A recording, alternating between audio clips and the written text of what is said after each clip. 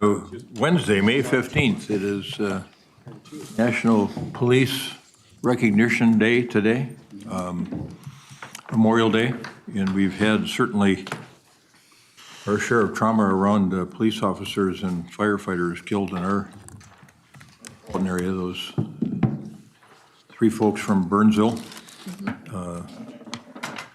Matthew Ruge and Paul Elmquist, and Adam Finseth, the firefighter that were killed.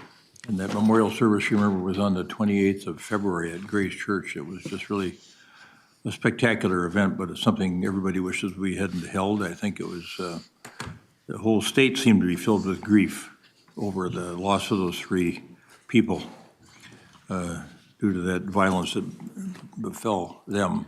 And there's been a lot of incidents involving first responders, higher incident, I think, of injury and death than we've ever seen in the country. So just wanted to note that as we begin the meeting today. So call the meeting to order, and we've got a form of agenda in front of us. Move approval, Anderson. All right. Member Anderson. All right. A motion and a second to approve the meeting agenda. Any further discussion? All those in favor of approving the meeting agenda, say aye. Aye. Opposed? We have a meeting agenda in front of us. It's approved. I just want to make a quick note, too, that Tom Wolf has joined us today, as has Sora Jost, the alternates from Scott County, and Tim Marino's here, too? Yeah, Okay, welcome. There you go. A little out of my peripheral vision. Yeah. So Sneaking in here. all right.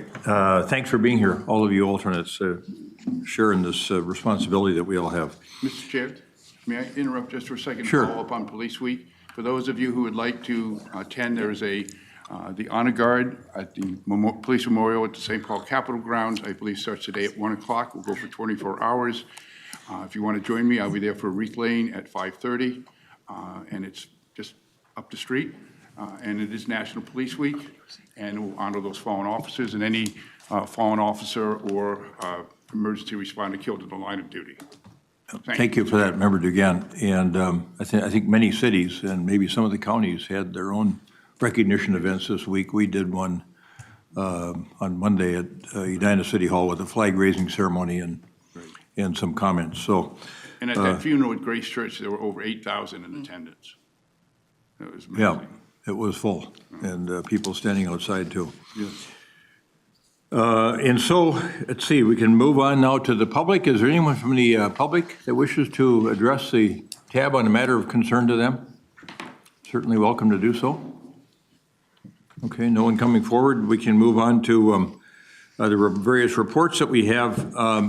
You know, it's not too often we get to do this. We didn't have an exec committee meeting, so there wouldn't be anything to report out from that today. And with the legislature in the last week of session, it doesn't look like anything's going to be happening on Metropolitan Council governance with respect to changing the model. It's be at the 11th hour, and certainly that's not going to happen.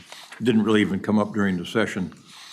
And I don't think Holberg was even surprised about that. It didn't come up, having led the Blue Ribbon panel a few years ago and did such good work on that.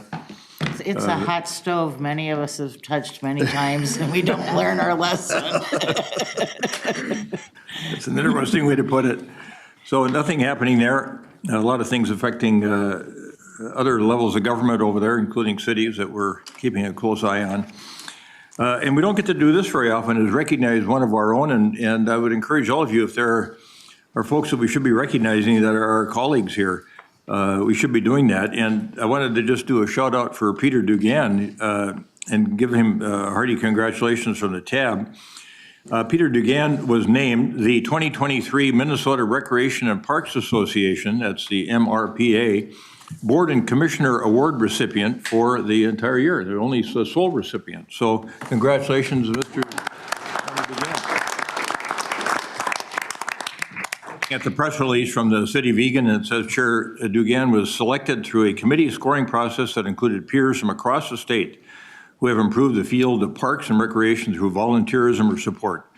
Chair Dugan has served 10 consecutive years on the Sustainable Eagan Advisory Commission, including several years as the commission chair and 10 years prior on the Advisory Planning Commission. during his time on the SEAC. The SEAC has supported parks and recreational activities by advocating for sustainability efforts such as increased pollinator gardens, EV vehicle usage, water conservation, and many other things. So he received his award in January at the MRPA annual meeting hosted in the city of Maple Grove. So again, congratulations, very nice honor. Thank you, Mr. Chair. And that's it for me, and then we're going to go to agency reports, and Member Sahibjam is with us from MnDOT, and Yes. Thank Connie, you. go ahead. Yeah. I bet. Good afternoon. I don't have a whole lot to share, but one thing is this construction season, and I would ask for your help to help remind the public that we're doing this for them and not to them. And it's going to look beautiful when it's done, and appreciate people's patience, especially in the beginning when you detour traffic, go down from 3 to 2, sometimes to 1 lane.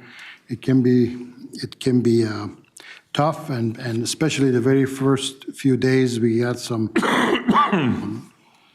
a lot of emails and a lot of phone calls, very upset people, but no matter how much you communicate, you try to let people know about things, then people get surprised.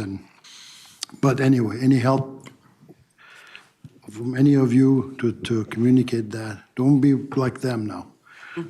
Help us and say that it's all going to be good. So Hey, Connie, we try our best, yeah. Mayor? if I may add, I drove in today. I left early because I figured 494 was going to be a little slow.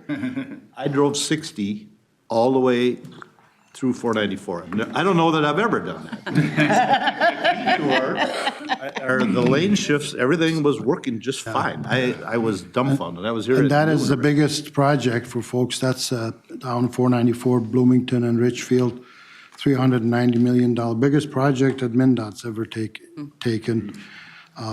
That's doing, we've had other big design build projects, but nothing that big. So that'll be a couple of years of disruption, but I'm sure that was a one and done. It probably won't happen again. no. We're going to start phase 2, east of 35 all the way to 77, and soon after this one. So Edina is happy.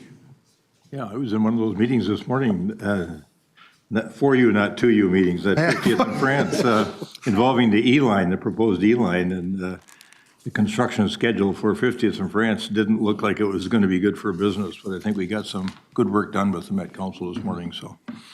Anything else? No. All right, anything for Member Sahibjam as a result of that report? All right, let's move on then to, we have somebody here, is Mr.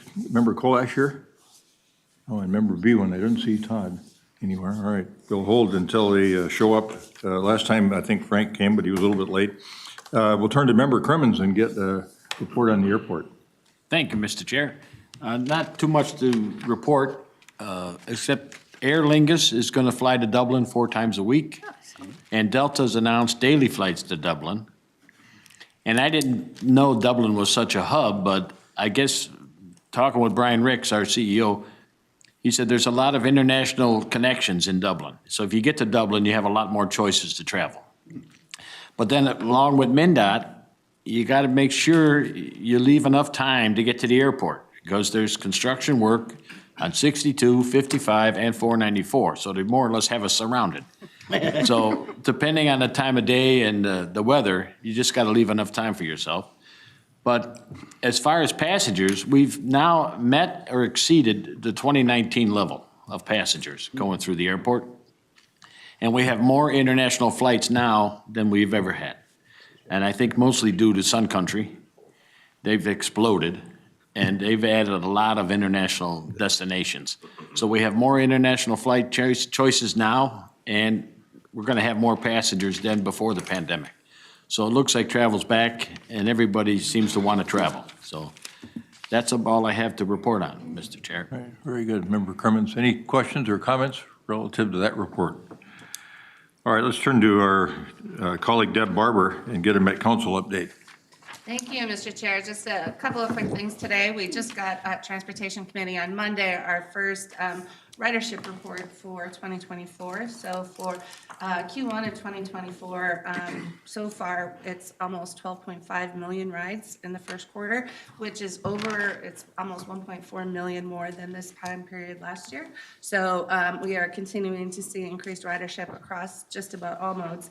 It's a 13% increase over 2024, but we're seeing definite increases, I would say, in bus service, which is over 15% from last year. And of significant interest to this group is the ABRT routes, or the bus rapid transit, are up 31% from last year. So we brought the D line, obviously big, but we're seeing that trend kind of continue and keep going, which I think is pretty profound. We're also starting to see some increase in our express ridership, which is up 16%. So that'll be something we'll be monitoring going into the future to see if and when some of that ridership starts to come back. And then the other thing is we have our final transportation policy plan working group meeting this Friday. I want to thank again everyone from TAB who's participated with that, and anyone who's reviewed chapters or looked at things and all of that. We're really making great work and great strides in that entire effort, and I really just want to thank my colleagues for helping out. Right, good. Questions for Member Barber? One thing I think would be, from that meeting I had this morning, one piece of information would be helpful, I think, for the merchants down at 50th and France, as they think about weeks of one lane on France Avenue or closures periodically on 50th, would be, what were the ridership projection increases for the E-line, so that they know that the gain is worth the pain? Because there's some projection. I think you probably looked at that carefully at the council level before you'd made that E-line determination or any ABRT determination. Yeah, we definitely did, and I can bring that information or send you some information so you've got some talking points on it. Because if you look at even the D-line, yes, the ABRT route did itself brought ridership, but it actually brought a lot of new riders, people who didn't ride before, into that corridor. So, and we've seen some of the local routes still there actually continue to do well at the same time. So we're seeing that in general with trends with our ABRT lines, but I can definitely get some information pulled together for you specifically on that. That'd be helpful. Good. Yeah, so the to Connie's comment of we're doing this for, not to you, is helpful information. So we'll get you some. And regardless whether it's 50th in France and a commercial node there, or 44th in France, or anywhere else you're going to do a ABRT line, one of the issues that came up this morning was, could there be I'll call it a mitigation fund established, so that, if you had hard data from merchants about how their business had been impacted, could federal monies be used in part for that purpose of creating a mitigation fund? And maybe you can do some research on that as well. Yeah, we can definitely look into it. I would say Katie Roth, who leads our ABRT program, has already reached out and asked and let me know that that was one of the questions. So we'll look into it. I don't know if that's possible, but no different than what we're working on with the anti-displacement efforts for the Blue Line and that kind of program that been working on in partnership with Hennepin County, is similar principles, I think, that we'll be applying to projects like ABRTs as well. And so it's a good opportunity for us to look at, even the experiences over the summer, so we can figure out more lessons learned to apply those to new projects as we go forward. But our intention is to stay very active with the business community along there to try and minimize impacts as much as possible. The reason I raised it was, it was raised this morning at the meeting by somebody, but then I got to thinking about, I think maybe it was 10, 15 years ago, Connie, when MnDOT did 169 through St. Peter. You had a mitigation fund there to help the merchants, because you basically kind of shut down business on Main Street in St. Peter, and they had a fund there to try to help them out and get through that construction season. So not unprecedented, and that was probably federal money as well.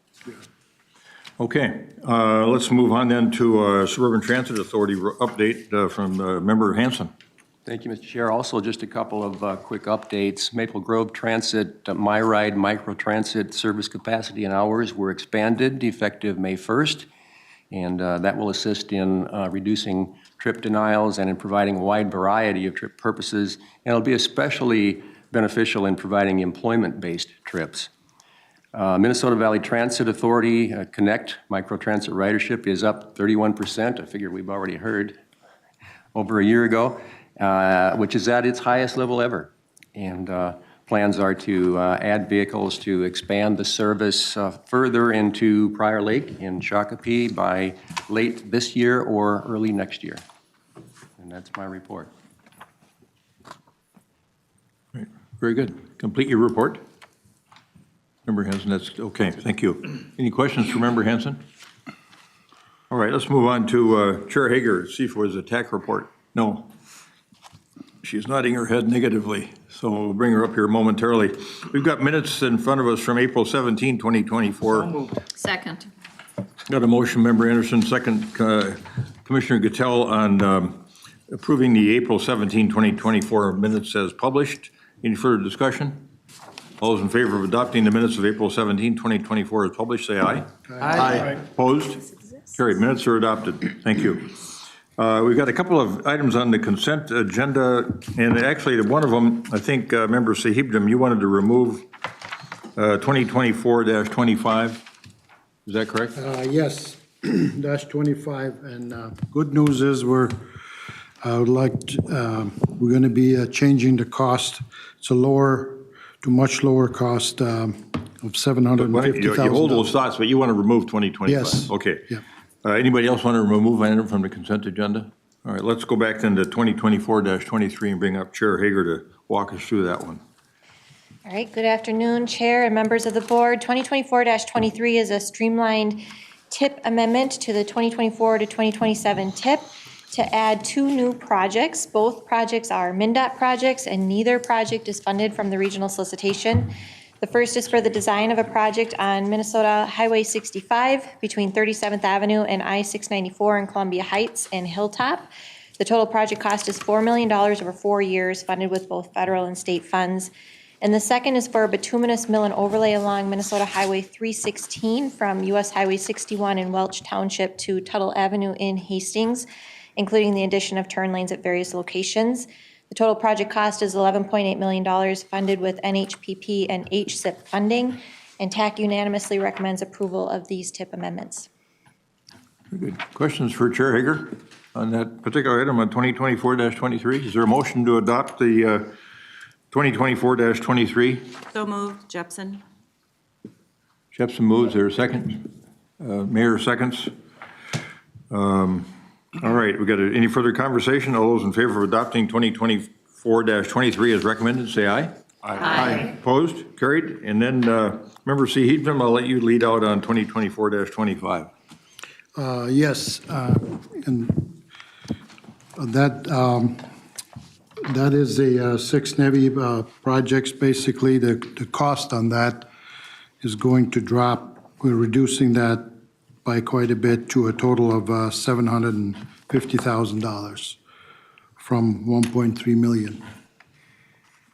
All right, and this is, Chair Hager, do you have any comment on this particular item? Sure, thank you, Mr. Chair. So 2024-25 is an amendment to add 6 new projects in the TIP. They're MnDOT projects to install new electric vehicle charging infrastructure using the National Electric Vehicle Infrastructure Formula funding. The proposed locations align with the 2023 Minnesota Electric Vehicle Infrastructure Plan, which is focused on the alternative fuel corridors of I-94 and I-35. There are 18 locations statewide, and 6 of those are within the Metro MPO area and need to be added to the 2024 to 2027 TIP. TAC unanimously recommends approval of these items. All right, very good, thank you. Questions for Chair Hager or Member Sahibdam? Yes, Member Martinson. Thanks. I just have a quick question for Member Sahibdam. So there's the other amounts of the funding that are listed here. It's not clear where those are coming from. Are those coming from a variety of sources, or are they identified yet or yet to be identified? So some of it's coming from the NEVI funding, right? It is. That part's obvious, but then there's the sort of substantial amounts that are for each of these coming from other, and it's not, I'm never clear what the others ever are. What other is? Yeah. I will need help on that. Oh, sorry. I wasn't trying to be problematic.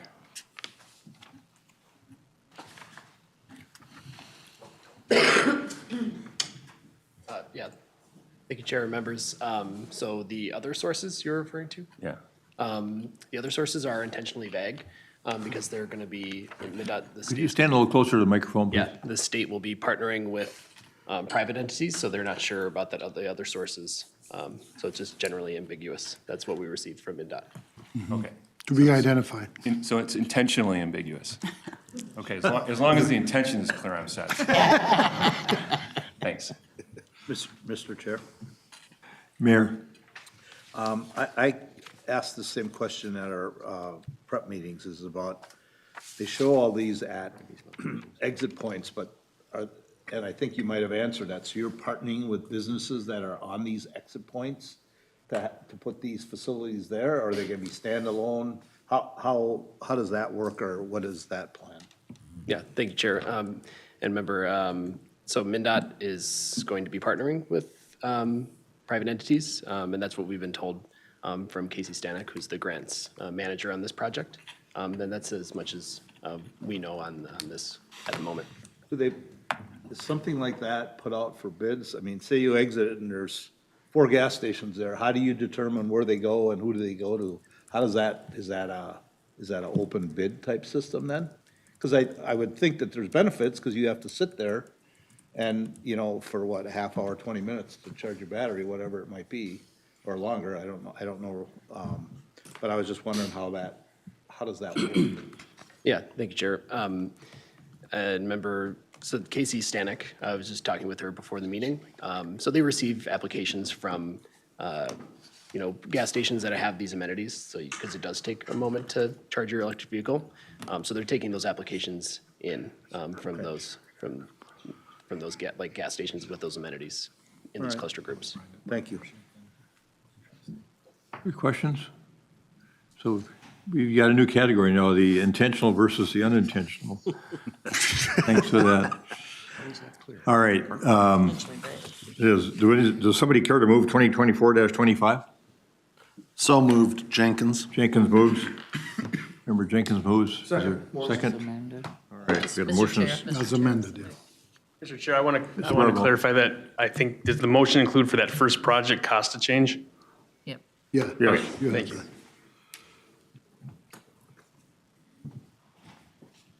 Thanks for that question, Mr. Rogo. All right. I think we got the microphones working a little bit better now. We got a motion and a second on 2024-25. Any further discussion? All those in favor of adoption of 2024-25 as recommended, including that cost variance, say aye. Aye. Opposed? Carried. 2024-25 is adopted. And now we'll move on to items on the non-consent portion of the agenda. And the first item there is 2024-20. And Chair Hager is going to come up and walk us through that one as well, which is a Washington County project. Thank you, Mr. Chair. 2024-20 is a program year extension request for Washington County's CASA 17 and Minnesota Highway 36 intersection improvement project. Washington County was awarded $10 million in the 2020 regional solicitation for the CASA 17 and Minnesota Highway 36 interchange project in program year 2025. The county has been conducting community engagement and working through the evaluation of various design alternatives.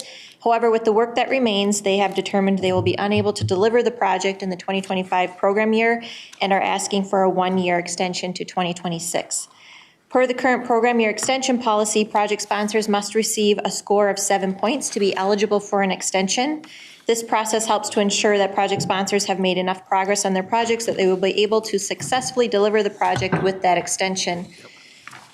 The Washington County project received a score of 5. However, since the TAC meeting, Washington County has secured the equivalent of municipal consent from both Lake Elmo and Grant. This major milestone would result in the project receiving the minimum required score of 7. TAC unanimously recommends approval of this program year extension. All right, our colleague, Commissioner Karwoski just joined us. Commissioner Karwoski, 2024-20 is a Washington County project. It's an extension of a program year TAC approved unanimously. Do you care to move the matter? Yeah, I'd like to make a motion to approve as submitted, the extension. Second, Gotel. Right. All right, we got a motion and a second. Any further conversation with respect to 2024-20? All those in favor of adoption of Resolution 2024-20 as stated, as recommended, say aye. Aye. Opposed? Carried. 2024-20 is adopted. 2024-21 is a TIP amendment. And turning back to Chair Hager. 2024-21 is a TIP amendment for a regionally significant project for MnDOT project to expand US Highway 10 from 2 lanes to 3 lanes in Coon Rapids. Regionally significant is defined as a project that adds expansion or is a major transit way, something that would show up in the regional model. And that is why this is not a streamlined TIP amendment.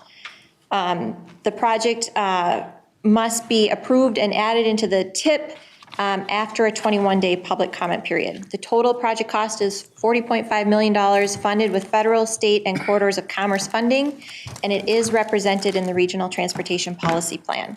TAC unanimously recommends that TAB release for public comment MnDOT's regionally significant 2024 to 2027 TIP amendment to include the US 10 expansion project. Mr. Chair, Questions move from to council? approve. Yes. Second. Commissioner Jepson moves, Member Jenkins seconds the adoption of 2024. Guys. Was it Geisler? Okay, excuse me. 2024-21. I'm glad you caught that, because I wasn't looking up. I thought I heard Member Jenkins' voice. All right, we've got a motion and a second on 2024-21. Any further discussion? All those in favor of adoption of 2024-21 as recommended, say aye. Aye. Opposed? Carried. On to 2024-22, which is a Metro Transit scope change request. 2024-22, a scope change request for Metro Transit's Regional Mobility Hubs project, and I'll just acknowledge at the outset that this is also a cooperative project with the City of Minneapolis. I'm here as TAC Chair, I'm also a Minneapolis employee. I just want to acknowledge those two hats. We do have staff here from Metro Transit and additional staff from Minneapolis if there are questions, and I know there were questions on this one in some of the prep meetings. Metro Transit was awarded $1.6 million in the unique projects category in the 2022 regional solicitation to implement 7 mobility hubs in Minneapolis, Brooklyn Center, St. Paul, and Maplewood. The scope change is to move the locations of 2 of the mobility hubs in Minneapolis and to shift budget from technology elements to multimodal elements. The site location changes include moving the hub proposed at Central Avenue and 26th Avenue Northeast to Central Avenue and 14th Avenue Northeast, roughly 1 mile south. This new site is on a city-owned lot with better connections overall to the Metro F line. Moving the hub proposed at Penn Avenue North and Lowry Avenue North to 26th Street West and Nicollet Avenue. This is the second location change. This results in moving the mobility hub from the north side of Minneapolis to a location that is south of downtown. The new hub location is along the Route 18, which is one of the busiest local bus routes, and it's also a future ABRT route. The change is driven, these changes are driven by a few things, primarily the need for enough space to accommodate the footprint of the hubs themselves, and preferably on city-owned lots with adequate access for them to be maintained. The hub locations are also proposed where there are strong connections to transit, and the locations consider community demographics with a focus on disadvantaged communities. So knowing that there were concerns raised at some of the prep meetings, I want to note that these federally funded mobility hubs with the unique projects funding complement investments in mobility hubs that Minneapolis is already making with our local funds and our local program. Our local funded projects are a smaller footprint, and there will be some of those on the north side of Minneapolis. So these federally funded hubs have a larger footprint, and finding an alternate location in North Minneapolis that fit that footprint and had the access that was needed proved to be not possible. The budgetary changes come from refinement of scope during project development. So as a result of the 3 of the 4 hubs being along ABRT routes and the 4th hub along a future ABRT route, the mobility hubs do not need to include the technology elements like real-time signage. So the project team is proposing instead to utilize these funds to build out the multimodal infrastructure necessary for the success of the hubs. TAC unanimously recommends approval of the requested scope change with no reduction in federal funding. Very good. Questions for Chair Hager on this matter, 2024-22? All right, is there a motion to adopt? We got a question. Oh, yes. Several. Member Radley, go ahead. Oh, Yeah, Brad. Member Johnson. Bradley was first. Okay, Member Johnson? Brad. Which one's, who was first? Member Radley was first, okay. I would just like to, I guess, bring up some of the comments or suggestions or concerns that were discussed with the TAB committee earlier this week. So one of the things that was pointed out is that you're moving this hub from North Minneapolis and placing it in South Minneapolis. And we discussed so for the TAB, we're working to increase access to transportation options. And this seems to be counter to that for that neighborhood and for that part of the community. And we wanted to know if there was actual community input.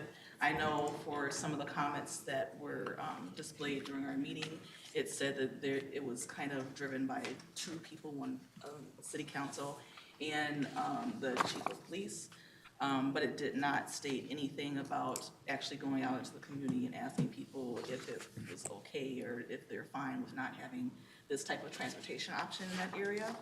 And I just want to state that we cannot keep denying options for this segment of the population, because we've seen this occur with other things, whether it's healthcare, education, employment, things like that, and it's not had a positive outcome for the state. And if we continue to not apply federal funds to projects for this part of Minneapolis, then there's going to be consequences. All right, thank you for that comment. I think we've got some folks that want to help respond to that. Those two concerns I think you've expressed as, why moving it, and are we shortchanging some of the folks in our community, broader community, when we make some of these changes.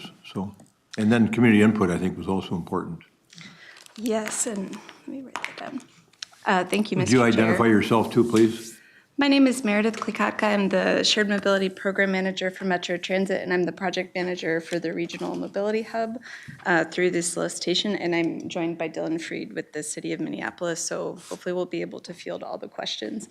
Thank you for your comment. I will reiterate a couple of things that Chair Hager said.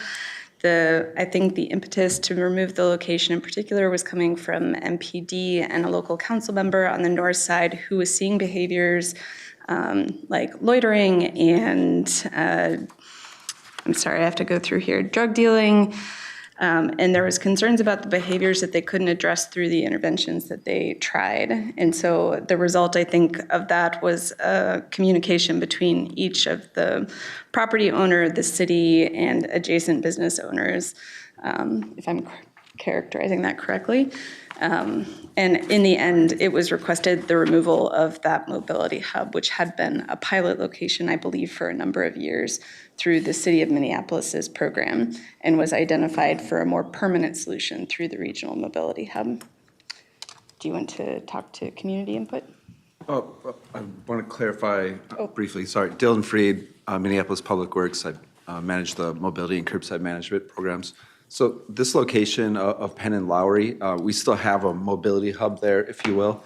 It was back in 2019 that we sited a parklet on some Hennepin County property at this site.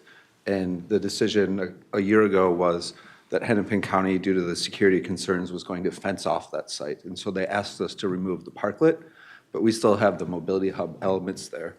But with this land not being available for enhanced elements as part of this project, we did not have the footprint necessary to have this be one of the regional locations.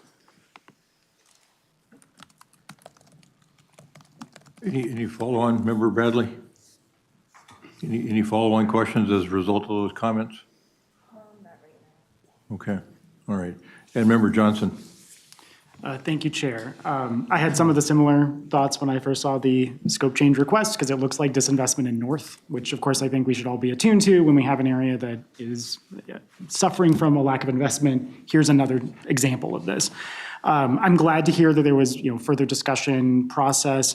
Again, I think community input is a really important angle to this too. I mean, I understand it's multiple partners. It's very challenging to get I can't remember how many sites there are, a lot of sites between a lot of different partners. And of course, the application was back in 2022. All that I want to acknowledge.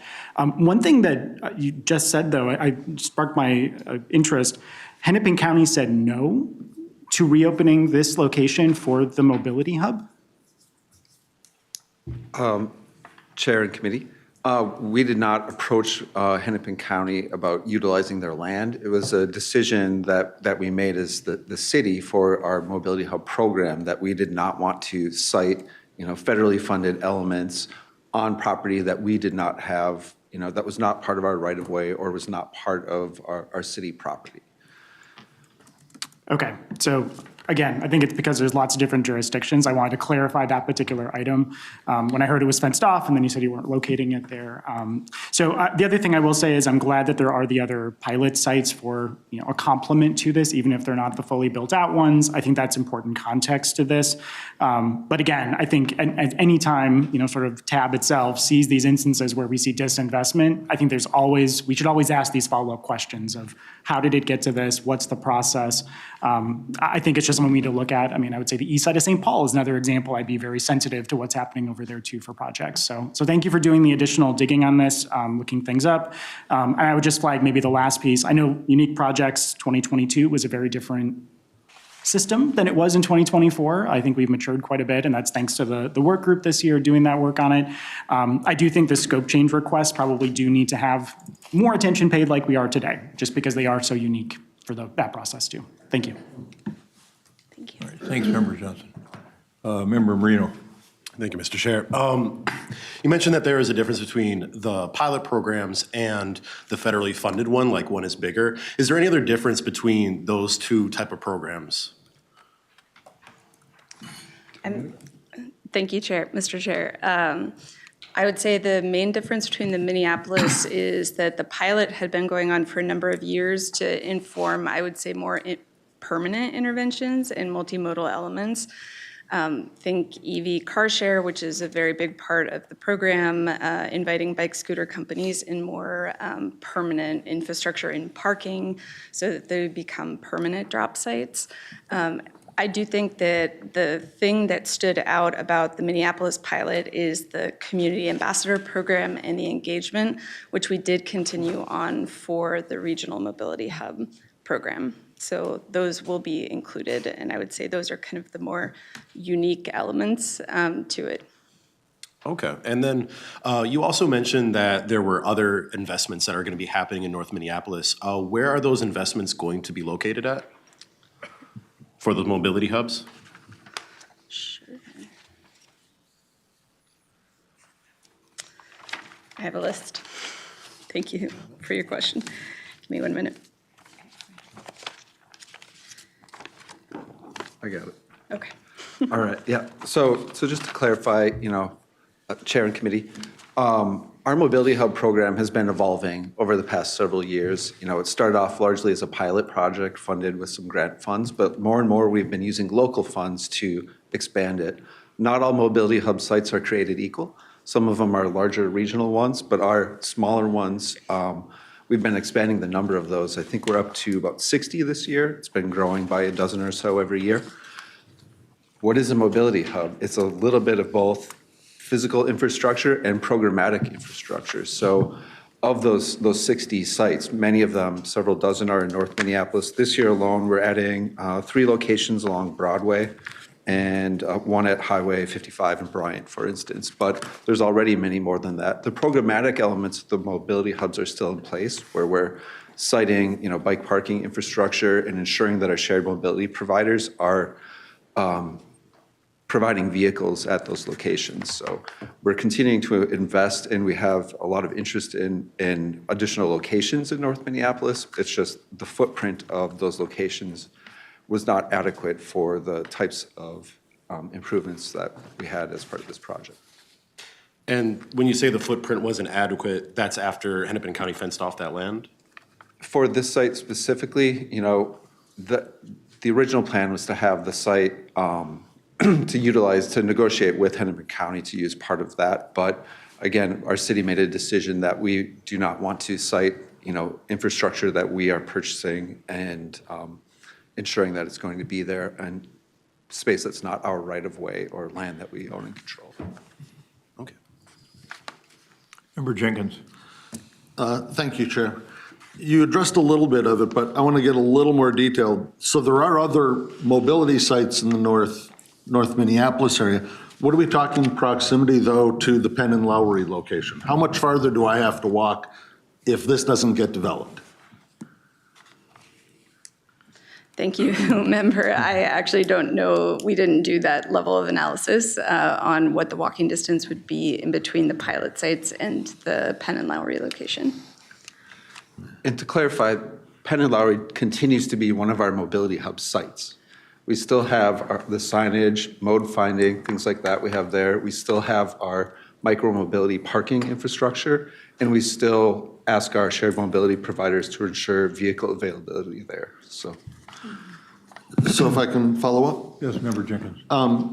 So then what is the distinction between a Minneapolis pilot site and a federally funded site? What is Penn and Lowry losing by moving the federal funds south of town? Yep, sure. Thank you, member. So I think the scope for the sites themselves include EV car share charging. So the stations, the more permanent stations that will have 2 vehicles available for car share and 2 parking spots available for public charging. The other thing I would say is think like concrete pads for parking micromobility devices for the vendors to drop there. Some of the other amenities are the kind of more transit amenities that Dylan mentioned. So think wayfinding, transit, real-time transit information, and a lot of the real-time transit information and signage went in as part of the BRT project. So some of those amenities are still there and in a very permanent way that won't get removed. Okay, thank you. Mm-hmm. All right, Member Martinson? Thank you, Mr. Chair. So this is all helpful. A lot of this detail was not included in the transmittal to us, and so this is very helpful to have further details. The one thing that's not clear to me is whether any other sites in North were considered for this pilot before it was proposed to move it to South. Yep, thank you, member. And yes, there was analysis. So this project is an implementation of the Regional Mobility Hub Planning Guide that Met Council produced.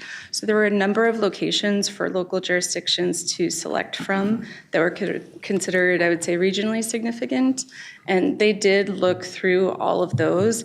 I think ultimately 2 locations kind of bubbled up to the top on the north side as potential sites, and those were Emerson. So Penn and Broadway and Emerson were the 2 locations, but ultimately the footprint of the hub couldn't fit within a city-owned parcel.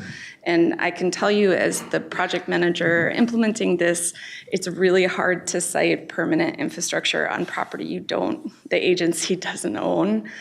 So I think ultimately the decision was 26th and Nicollet is a better fit for the needs of the program. Thank you. Any add-on, Member Martinson? No, thanks. Okay, all right. Other questions prompted? Commissioner Jepson. Member Morass. Thank you, Chair. Growing up on the north side, I hate to see this losing, but I understand kind of the process.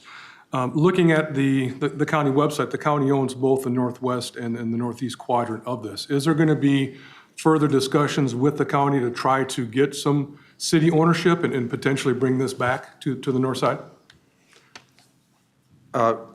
Chair and committee, we're absolutely open to talking with the county on that. You know, if we start getting into like potential land acquisition, that's a whole different ballgame, right? And if they ever want to sell those sites for development, that may factor into their decision-making on that. But, you know, things like that, we're kind of determining are outside of the scope of a pilot project such as this. So, okay. But we're open to talking with them, so.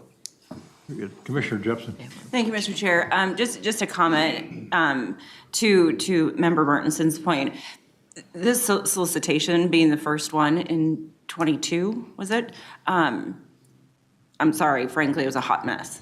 So I hope we have lessons learned from that initial project, and I think we're still feeling the pain from the dysfunction that really that process was, because to me, this no longer is the project we approved. This is a complete change of something that we approved, and I think in most situations, I would not be for that. I just think when we were going through this decision-making process, it was very challenging and very dysfunctional. So I will be supporting these changes, but I really hope we have learned some lessons here in that to overhaul, in my opinion, the entire scope of the project, the financing of the project, the location of the I mean, this is a lot of change. This is not the original project anymore.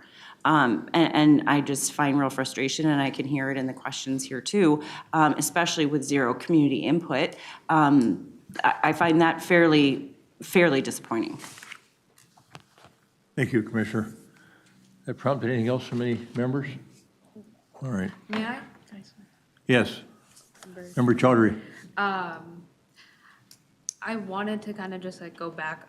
I don't think there was zero community input, so there was engagement with the council member in their office about issues on that location, and I kind of wanted to reflect and back to you all to kind of maybe detail out a little bit about the community input that was received, and I know there were concerns around safety. If we can kind of highlight that, I appreciate it. Sure. Thank you, Member Chowdhury. I'll do my best, and then maybe Dylan, you can add in some elements. I think the initial request coming from MPD and council members for the location really drove the discussion around concerns that the community was seeing behaviors at that particular location. Like I think Dylan said, there is still hosted sites where shared mobility vendors can be on that property. But in terms of a more permanent location, I think that it did not work out ultimately. So I don't know. Member Chaudhary, go Yes, ahead. I'll just note as a Could you pull one of those microphones Yeah. closer to yourself too, please? As a council member representing a part of Minneapolis that has different transit nodes, like whenever there's a safety issue or just concerns about accessibility, we receive multiple calls, multiple emails, and I know that this was the case for council members on the north side and continue to be as we're discussing conversations around transit accessibility and safety. That's why in our last budget, we brought forward a transit safety coordinator in our Office of Community Safety. And around this conversation of disinvestment in different parts of north side, part of the disinvestment that we're working to address is having a multitude of services around public safety available to north siders that need immediate support or more proactive support in terms of making sure that community members have access to resources and are also diverted away from creating law violations. I also hear the tension in this room of like moving away a more permanent project on the north side because I want to continue to see more investment, especially as a south side council member. It's really important to me to bridge the south side, north side divide because we're one city. But I wanted to recognize that I appreciate that there's still going to be a version of the mobility hub there, and I do think like it is on this body for us in the future to consider like what other investments are necessary on the north side, and then how we can collaborate with our city, maybe proactively to think about the success of a project. I do feel like the engagement that was necessary from at least on the council end was sufficient to say, hey, we're a little concerned about this as permanent, and so I'll be supporting this as well, and I can move it for approval. And can I speak? Commissioner. I just want to say that I'm disappointed that there was no communication in Hennepin County. It was talked among our colleagues up at on the 24th floor that we weren't brought into this because we certainly support, transit-oriented design. And while we might not have sold the whole parcel, we might sold a parcel of that to make that happen, but we were not contacted about it at all. So just so for the record, I want folks to know. We have a motion. So we don't have a motion yet. We have a motion, but not a second. Yeah. Okay. We could get a second. Somebody have a question, or I want to ask a clarifying? Member Bradley, go ahead. Yeah, I just wanted to add, almost for thought, for the future. Like all neighborhoods, states, and other places will change and evolve with different people moving in and out. And since, you know, we have a new police chief and we'll have new ones in the future, there's a possibility that they will, you know, clean up this neighborhood or at least clean up this part of the area. And when there's a future kind of like special project, when you solicit for that and those funds, to consider putting something in that, either in that location if you're able to acquire more parcels or whatever, just for future thought. Thank you, Member Bradley. Yes, this is the first implementation of these permanent locations, so we're really looking forward to that next iteration of what that looks like from the transit perspective too, because our hubs are unlike the Minneapolis hubs. They're more regional and more suburban in nature. All right, we got a little technical glitch here. Let's clean this up. So Member Chowdhury made the motion. We don't have a second. Is there a second so we can continue the discussion a little bit more earnestly? I'll second. Thank you, Member Anderson. All right, and then Mayor. Thanks, Mr. Chair. As I listened to this discussion, it made me really start thinking about it, and Member Jepson brought up a good point, that it's complete change of what the original project was. How does it, and I get it, you know, I understand hearing the reasons why, but is this setting us up for something else in the future to say, well, that whole project and thing changed completely and we approved it, what happens on the next project? Do we, and I know a lot of this is by circumstance, but I think it's something we need to really think about, is the fact that it is a complete change of what was originally approved for. Yeah, thanks, Mayor. I'm going to bring Chair Hager up to answer that question in a moment, but I'm going to go to first Member Geisler. Thank you, Mr. Chair. I guess I just, as somebody who has helped build out the Unique Projects program and then has scored it, vote for both times, I will agree, the first time we scored it, we didn't do it as well as we did it the second time, because we learned a whole lot the first time of how to do it better. I will say that the first time when we were doing these scorings, we were not looking at the exact ticky-tack details of where stations were going. We were looking at investing in 5 mobility hubs in Minneapolis or thereabouts, and adding those to the region because we felt that was a regionally significant value. We're still getting that here. In the essence of, not to jump down the agenda, scope change, other things, we're still getting what we bought effectively by getting 5 mobility hubs of the same substance in the area. Where they're located, I think we've had a lot of just good discussion about that. I'm not to rehash that, but just to talk about the scoring and process for electing to apply funds to this through the regional solicitation process. Unique projects are different than everything else we're doing. That's why they have their own category. That's why we should be assessing them differently. I'm a little disappointed that we have this much change on a project that's supposed to be funded within 2 years. That's a lot. I think it's a good advice to say unique projects coming forward should maybe be baked a little bit better coming into it. That's another good learning that we can advise to applicants.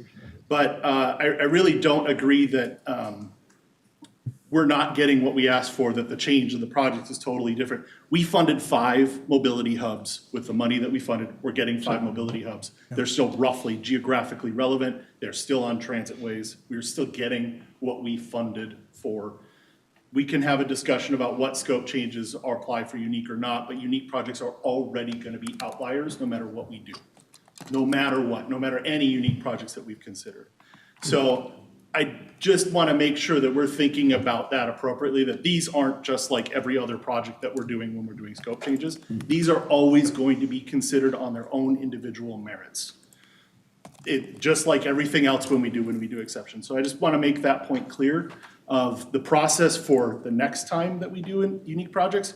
The scoring is much more detailed now. We have better guidance. We will probably be able to be more specific about what we think is the project we bought versus not, if you will. But what we funded to the last cycle is 5 mobility hubs roughly in Minneapolis, and we're getting that. You meant 7. Is it 7? Sorry, math, yes, 7. We lost 2 in the conversation. You didn't mean to do that, I know that. I did not mean to, but yes, we're getting the same number of hubs. Yeah, all right. Well, Commissioner. If I can just, and I share your distaste and got involved in the last round. It's still not perfect. But to the mayor's question, we're right now embarking on what the 26 solicitation is going to look like and have a working group. We might not even have unique projects as a category in 26. So we have the opportunity before the next solicitation, given that the whole process is being reevaluated, to make changes. All right, Chair Hager.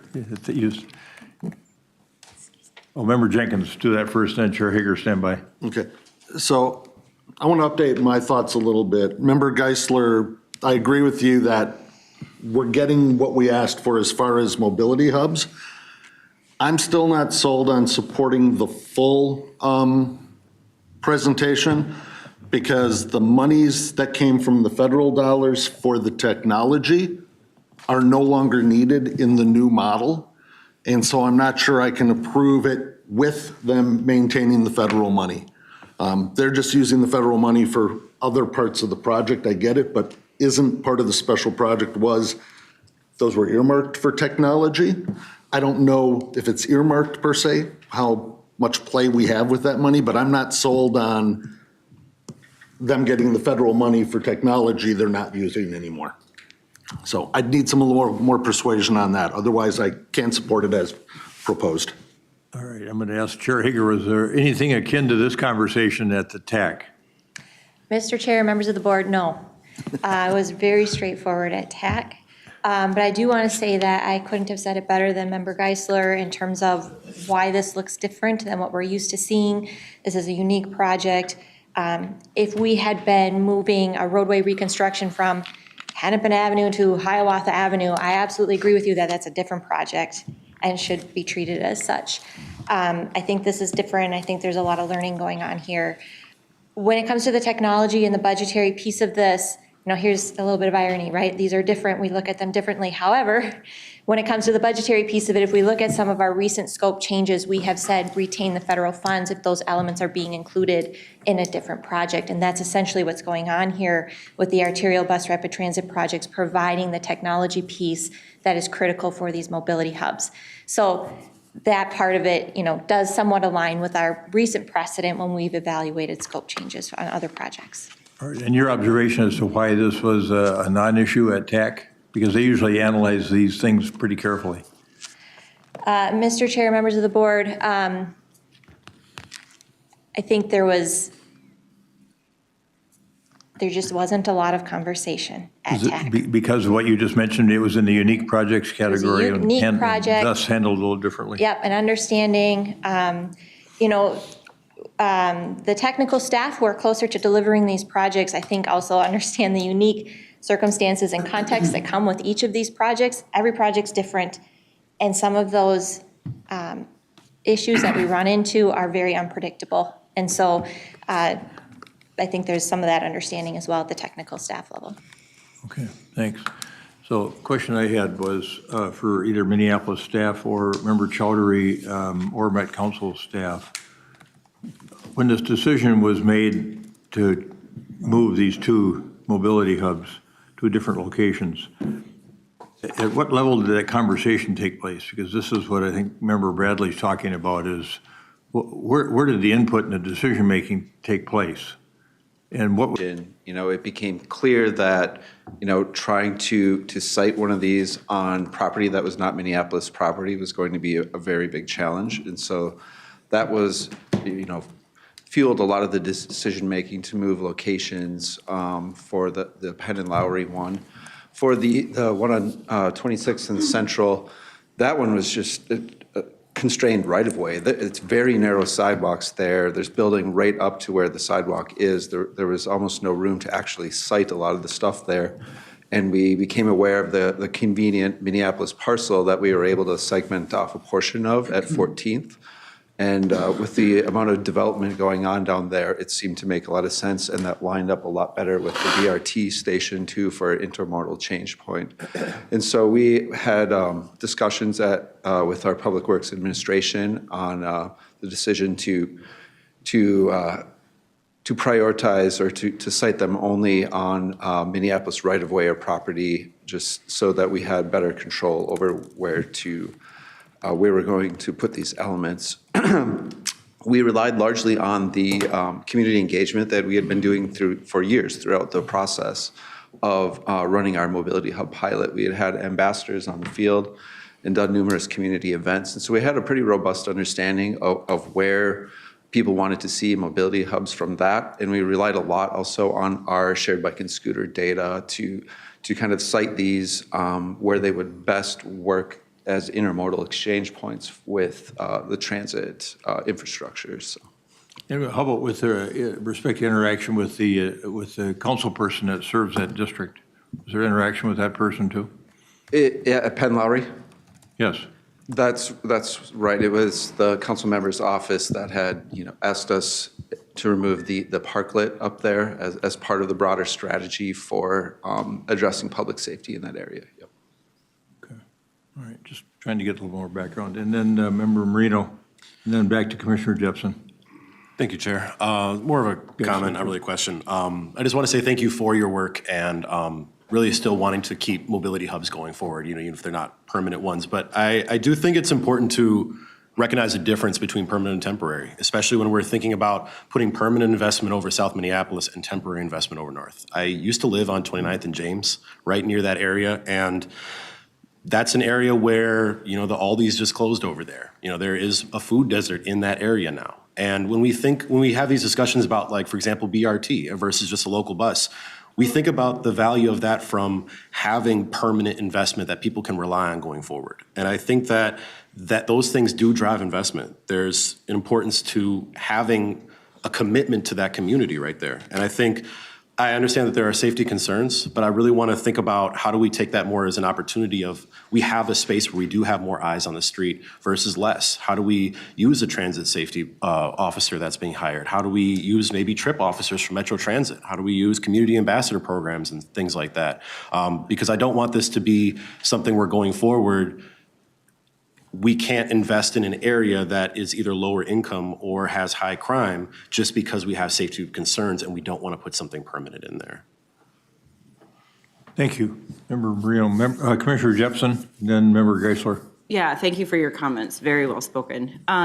One thing that's not sitting quite right with me, and for me, this is a really needed discussion, not just about your project, but all future projects and how they're decided and how we rate them and rank them and apply for them.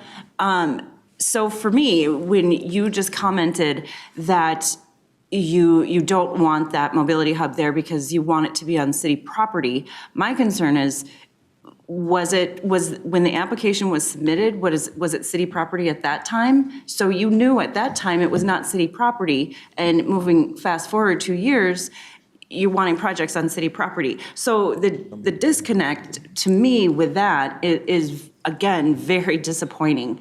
And so just understanding that when you make these applications, I don't know who wrote the application, how it was determined of these locations, but if that's a criteria for your city, I mean, that should have been determined way before you even applied for this.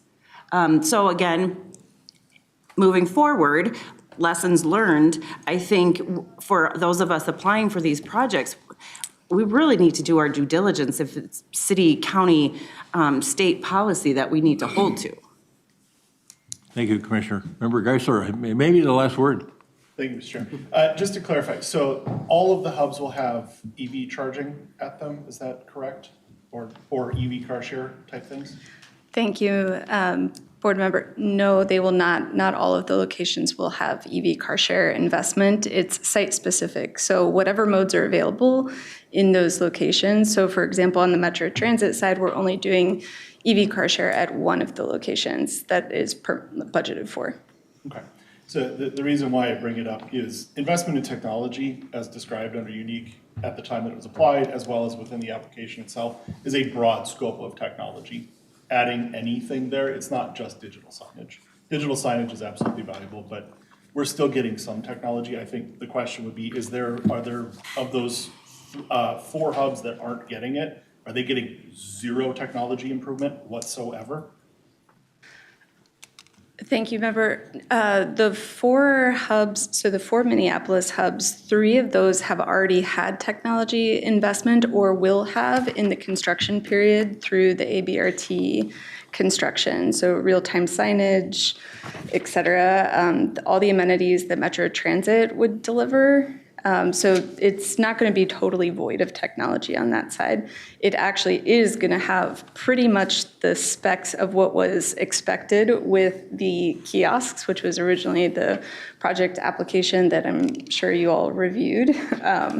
But a lot of the builds for those are a little bit tough, and we can deliver it through a program that Metro Transit has going. And since we were a partner on the project, I think that's what drove that decision. So that would be in some ways very similar to having a different project deliver the exact same value like we have done with other scope changes in similar ways. I guess my point being, technology comes in a lot of shapes and forms. That's why unique is really broad on the definition of unique, of technology, to allow ideas of things to change and also be responsive to needs.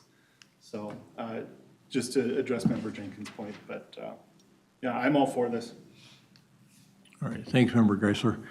Anything else? All right, we got a motion and a second on 2024-22. Any further discussion? All those in favor of approval of 2024-2022 in its recommended form, say aye. Aye. Opposed? Nay. Motion carries. 2024-22 is approved in its recommended form. All right, thanks for that great discussion. Good things to think about as we work on the next solicitation, as Mr. Holberg states. All right, on to 2024-26, and are you going to tag team with Mr. Barbeau on this one, or are you going to handle it? Mr. Chair, I think Mr. Barbeau tagged me in. He's in the wings if needed. This last item, members of the board, is an action to release the draft 2025 to 2028 tip for public comment. So the requested action would release that draft from May 17th to July 1st to receive those public comments, at which time it will come back to this board for final review. Questions for the chair? All right. Is there a motion to approve 2024-26, which would release the tip for public comment? I'll move it, Mr. Chair. Commissioner, thank you. Second, Commissioner, thank you. The motion is second on 2024-26. Discussion. Member Martinson? Yeah, I would like to propose an amendment before we release it for public comment. So the tip is largely an administratively required document that's in many ways primarily a compendium of the federally funded projects in the metropolitan area. Yet it's also supposed to reflect the priorities in the metropolitan planning area. And to the extent that it makes no mention of state or metro goals for reductions in vehicle miles traveled or greenhouse gas emissions, particularly those associated with capacity expansion projects, to meet climate sustainability goals, it seems like it's missing that priority. And I think that it could be handled very briefly, I think, in this version of the tip. I'd like to see it handled more extensively in the next iteration of the tip, but I would like to move that there's a particular location in the document that I've already noted to staff where we could just include some language saying, starting on February 1st, 2025, Minnesota Statute 161.178, Transportation Greenhouse Gas Emissions Impacts Assessment will be in effect and will apply to any projects not currently included in the tip that proposed for amendment into the 2025-2028 tip and inclusion in future tips. All right, and you've discussed that with staff? Yeah, but I'm making the motion formally here. Yeah, no, I understand that, but just so that for backgrounding purposes, and did you get any comment from your proposal from staff? So it was noted that in fact next year's tip would be more thoroughly revised with respect to what will have then been accomplished with the TPP and the 2050 plan. And it was also noted that we could handle such an amendment here either as an appendix, but I suggested that the appendix was less appropriate than another section of the document that looked to me like it would be a very well-suited place to add that brief statement of fact. Let's see if we've got a second, and then we can have some more discussion on it. All right. All right, Lindeke seconds, Member Lindeke, and now Commissioner. Thank you. So the legislative session is not over. There's that section is being amended and working on as we speak. I guess I would resist putting it in at this point and then sending it out for comment. We have the authority to amend it before we approve the final and would have more time to be able to reflect on what is actually in law at the end of session. And certainly, we'll take the comments as it's out for comment, and then we're the ones that approve the final version. And so we'd be more informed about what the actual law will look like when it is implemented in February of 2025. It also would give this body more time to reflect on what you would propose to include rather than today when we're half hour behind schedule and don't have it in writing. And I mean, I get where you're going, but we don't even know what that chapter law is going to look like Thanks, at this Commissioner. point. It's a helpful procedural observation. Member Geisler, then I'm going to get Member Barbeau, or Mr. Barbeau up here. Thank you, Mr. Chair. I guess I would counter that the best time to put something like that in would be during the public comment period. The law can change next year too, and the year after that, and the year after that. So I guess I would support some mention, whether it's a specific language or not, of the fact that we do have a greenhouse gas emission type target coming out, that it's being considered, it is being looked at, we have these things out there. It is a salient point to say that the TIP should reflect those goals in some way, shape, or form, so that the public is aware that that is a real thing. Also, getting feedback from the public about that might be beneficial in a lot of other ways. We don't have to commit it at the final statement if we decide that it's a not good ad. I would counter that as we can always pull it back later. So I would rather put it in, get public comment and feedback on it, and then versus shove it in later when we think we know what it'll be, even though that law could change again the following year. Commissioner Jepson? Yeah, thank you, Mr. Chair. I was thinking exactly what Commissioner Holberg was very well stated. I totally agree that something needs to be included. I think it's very premature to do that when things are being worked on.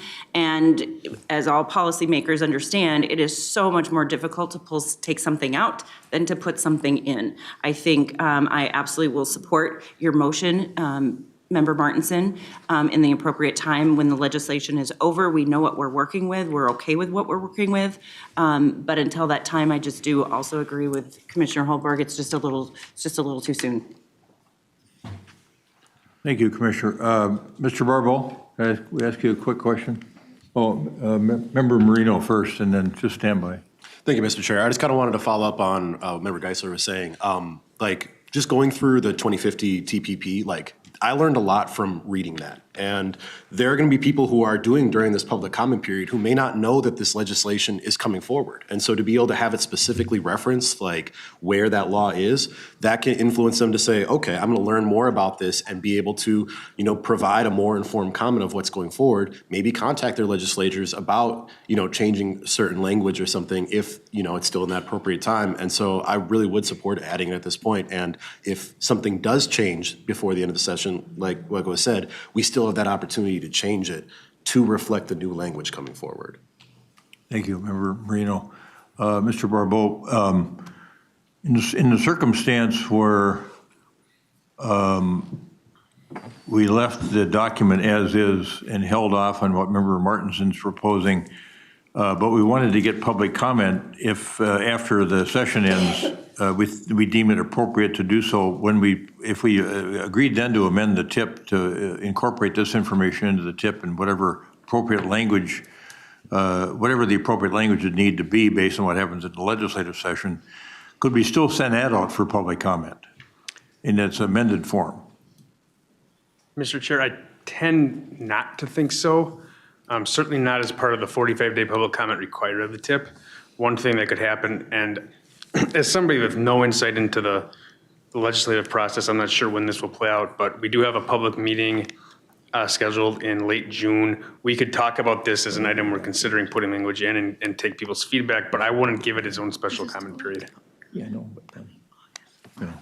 Okay, thanks for that. Commissioner Holberg. Well, and just real briefly, we can't have a document that violates state law. Like, it, so if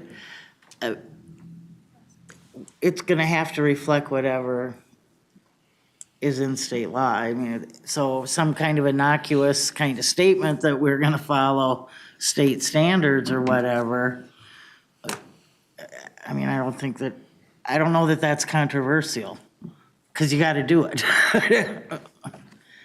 Did you find anything controversial about the language proposed by Member Martinson did you talk with him about it? Mr. Chair, no, I don't know that we actually ironed out language. And so one request I would have is that, we get a sense of what a motion might be, and at a staff level, we interpret that because we are releasing this for public comment tomorrow. Brian, you might refresh me if you had some specific language. I don't think that had been ironed out, but I didn't have any concerns per se, as somebody that just acknowledged that I'm not entirely on top of what's happening with legislation. Member Martinson, would you read your language again for everybody, please? Thank you, Mr. Chair. I'd be happy to do so, but before I do that, I'd like to note a couple things. So first of all, the language that I'm proposing, so the law that is currently in place is not up for repeal in the current session. There are things that are being changed about it. None of those are details that I speak to with the language that I'm asking to be included in the tip.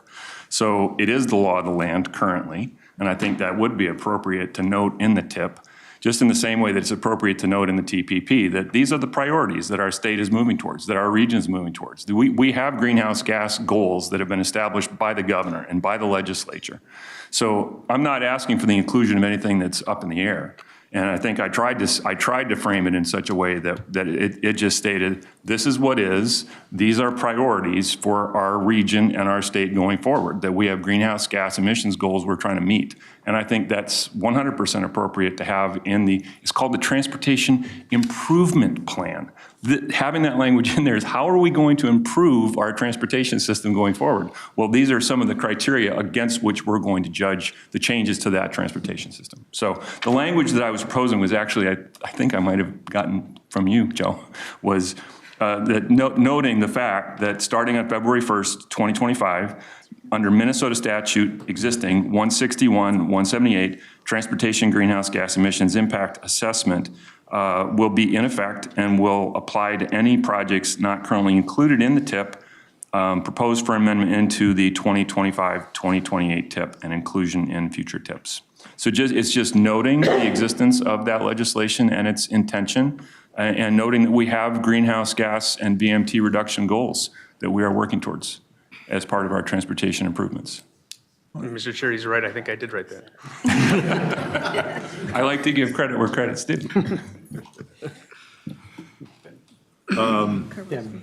Yeah, Commissioner Karwoski. I really can't support this amendment. I think to bring the amendment the day before we're gonna post it publicly, I would rather see something like this in the packet with proper background information to digest it. And I think we'll get comments about greenhouse gases and things like that without putting in comments about law. So I'm not sure really what it accomplishes, but the main point is that I just don't like it. I'd like to know more about something like this, so I won't be supporting it. We'll be supporting the release of the tip for public comment, but hopefully the amendment's a separate vote. Thank you, Commissioner. Mr. Peterson. Yeah, thank you, Mr. Chair. Just a few notes. If you do approve this, we'd probably want a little bit of flexibility to look at the text just as written to make sure it kind of fully reflects the language in the law currently. One of them that it only applies to state trunk highway projects, certain types of capacity projects, and Mr. Martinson knows all this too, but if you do approve it, I think we'd ask for maybe just a little bit of grace in looking at the exact language and running it by the exact law as written. So. Commissioner. Well, and I mean, your language says it applies to all projects and then put in the 2025. I mean, there's exceptions if you're already in engineering status. I mean, there's another number of elements in the law currently that are also being discussed to be amended. I mean, a reference to the state policy goals and a more generic thing, but does this have to be released to the public?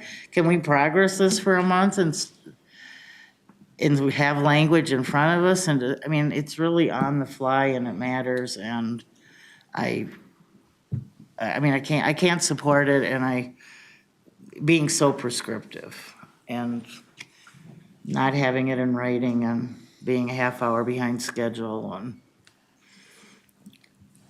Thank you, Commissioner.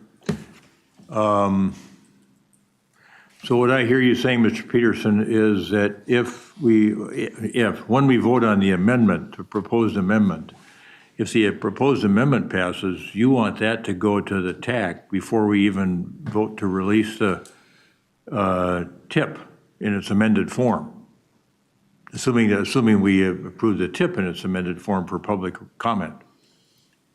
Yeah, Mr. Chair, I think I'm not sure it'd have to go back to the TAC. We have several members of our staff that are fully ingrained in this process and the session law, and we're meeting on it weekly, really. So I think we would just want a chance to review the language, if approved, before it would go out for public comment. Just tomorrow. Tomorrow. But my understanding was from this little colloquy we had here that Joe is the one who created the language. It just became circular here a little bit, yeah. So maybe it came from Joe, and I think we would just want to review it one last time, just to make sure the clarity is there before we release it for public comment. But I think that. Well, how can we vote on releasing it? We don't know what it says. You can't. Yeah, all right. So, Member Barber.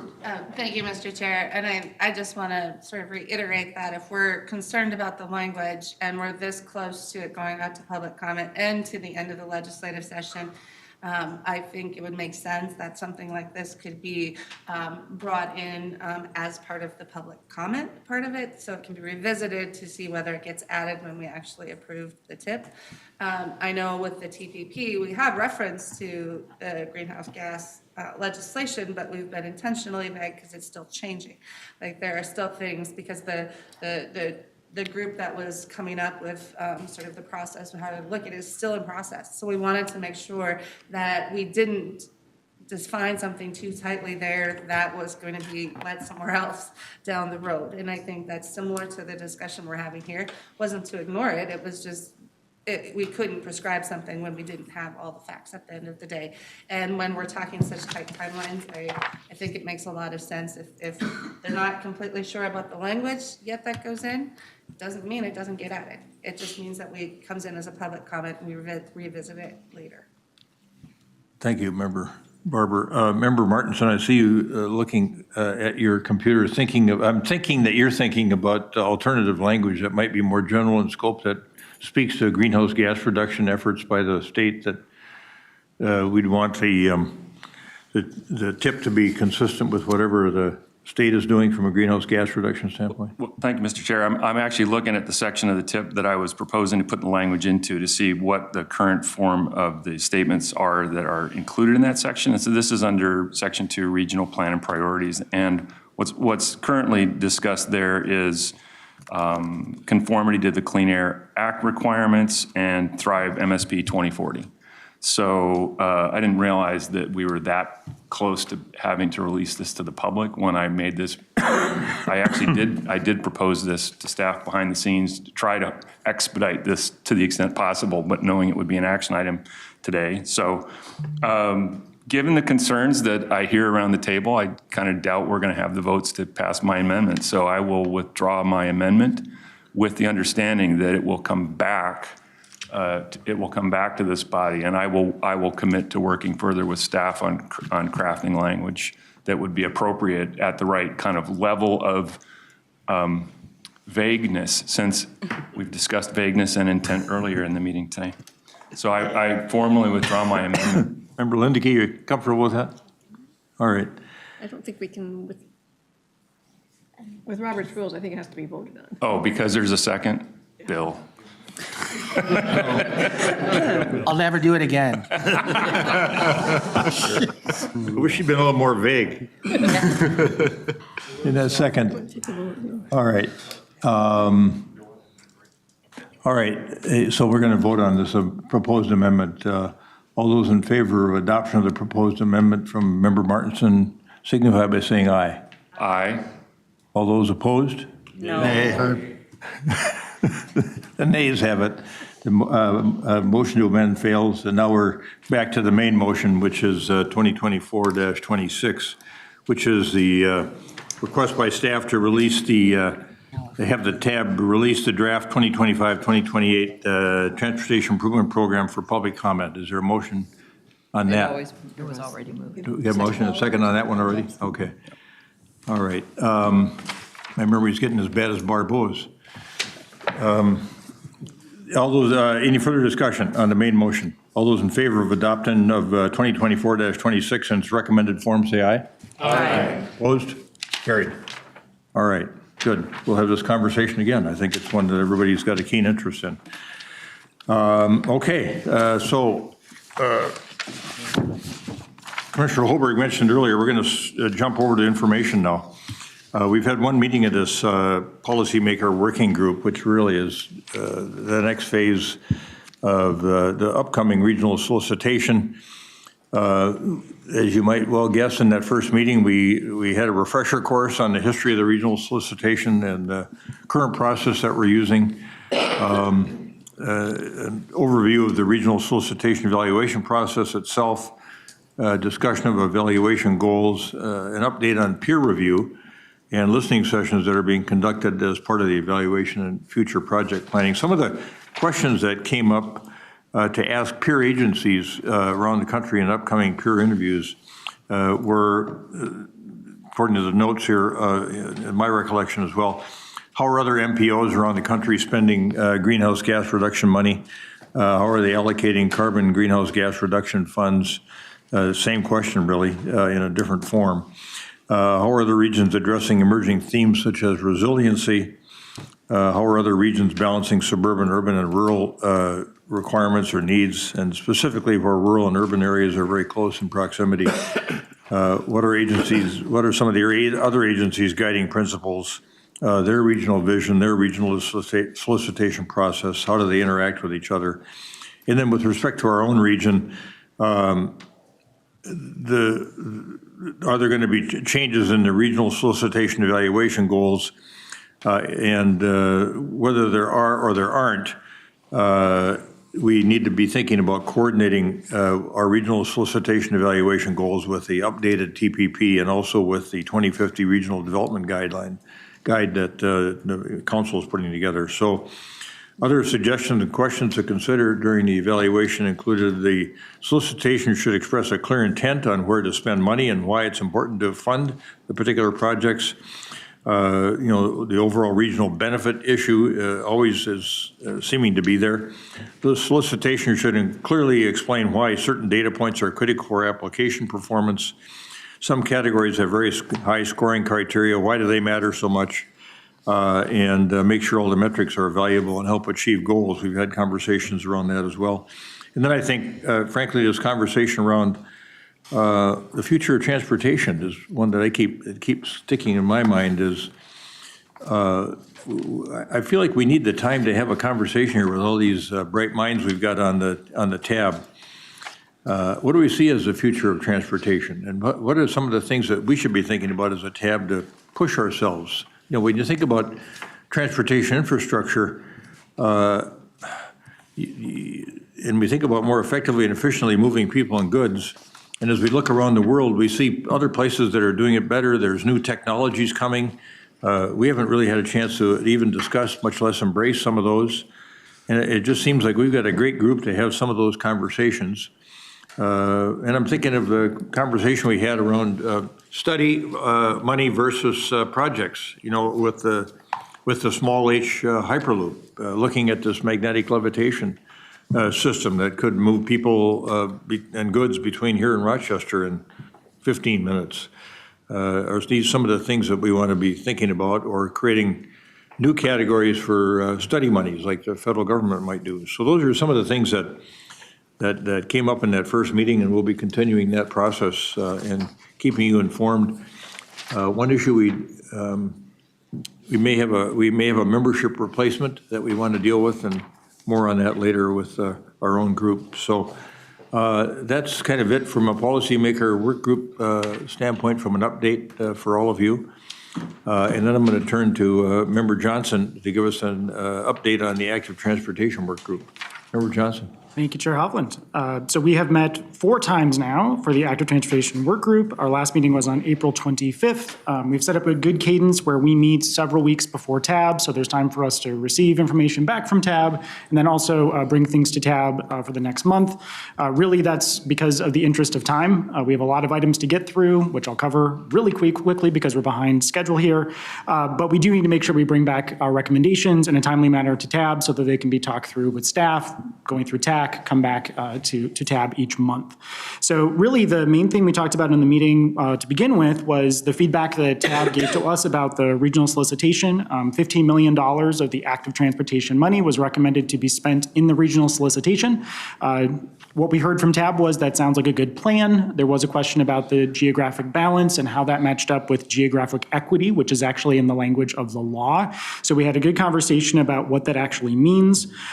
We did actually take a look at, and I want to thank staff for this, brought maps to us of what the active transportation projects look like between both the active transportation funding itself and overall within the bike ped category. So that was very helpful to visualize geographic balance. I think there's still going to be an ongoing conversation about what does the legislation exactly mean with geographic equity, because it talks about communities that have been left out of the planning process and with projects. So that's definitely going to be something that for now we won't have maybe the complete discussion on it, but we're definitely going to have a conversation about what does it look like for additional solicitations which are not part of the regional solicitation. So if it's separate or if it's something in tandem with the 2026 solicitation, it's definitely going to be a topic we're going to be talking about. What does that exactly mean? And then I do want to note just one thing that came up. So when the scenarios were built, one thing that came up was Minneapolis had 4 qualified projects. And one discussion point on that was, should this group take some sort of action about that? Because if it's a pilot, and that's where we're framing this for this particular year, that's a lot of projects going to one applicant. And so Minneapolis did turn back 2 of those projects to federal. So those dollars were used on other projects, which means I don't know the exact number. Maybe Mr. Peterson can say when you come up talking about the scenarios, but some additional number of projects now are going to be in the active transportation pilot, more than 2. So we're going to have more projects, better spread, more instances to really trial run everything going forward. So that's like a good move. So there's no actual action taken by the work group on that. So again, we're going to be spending time talking about the requirements of the law itself. And one other stumbling block we came across is one requirement is for complete streets planning. It needs to be something that's already in place with the applicant.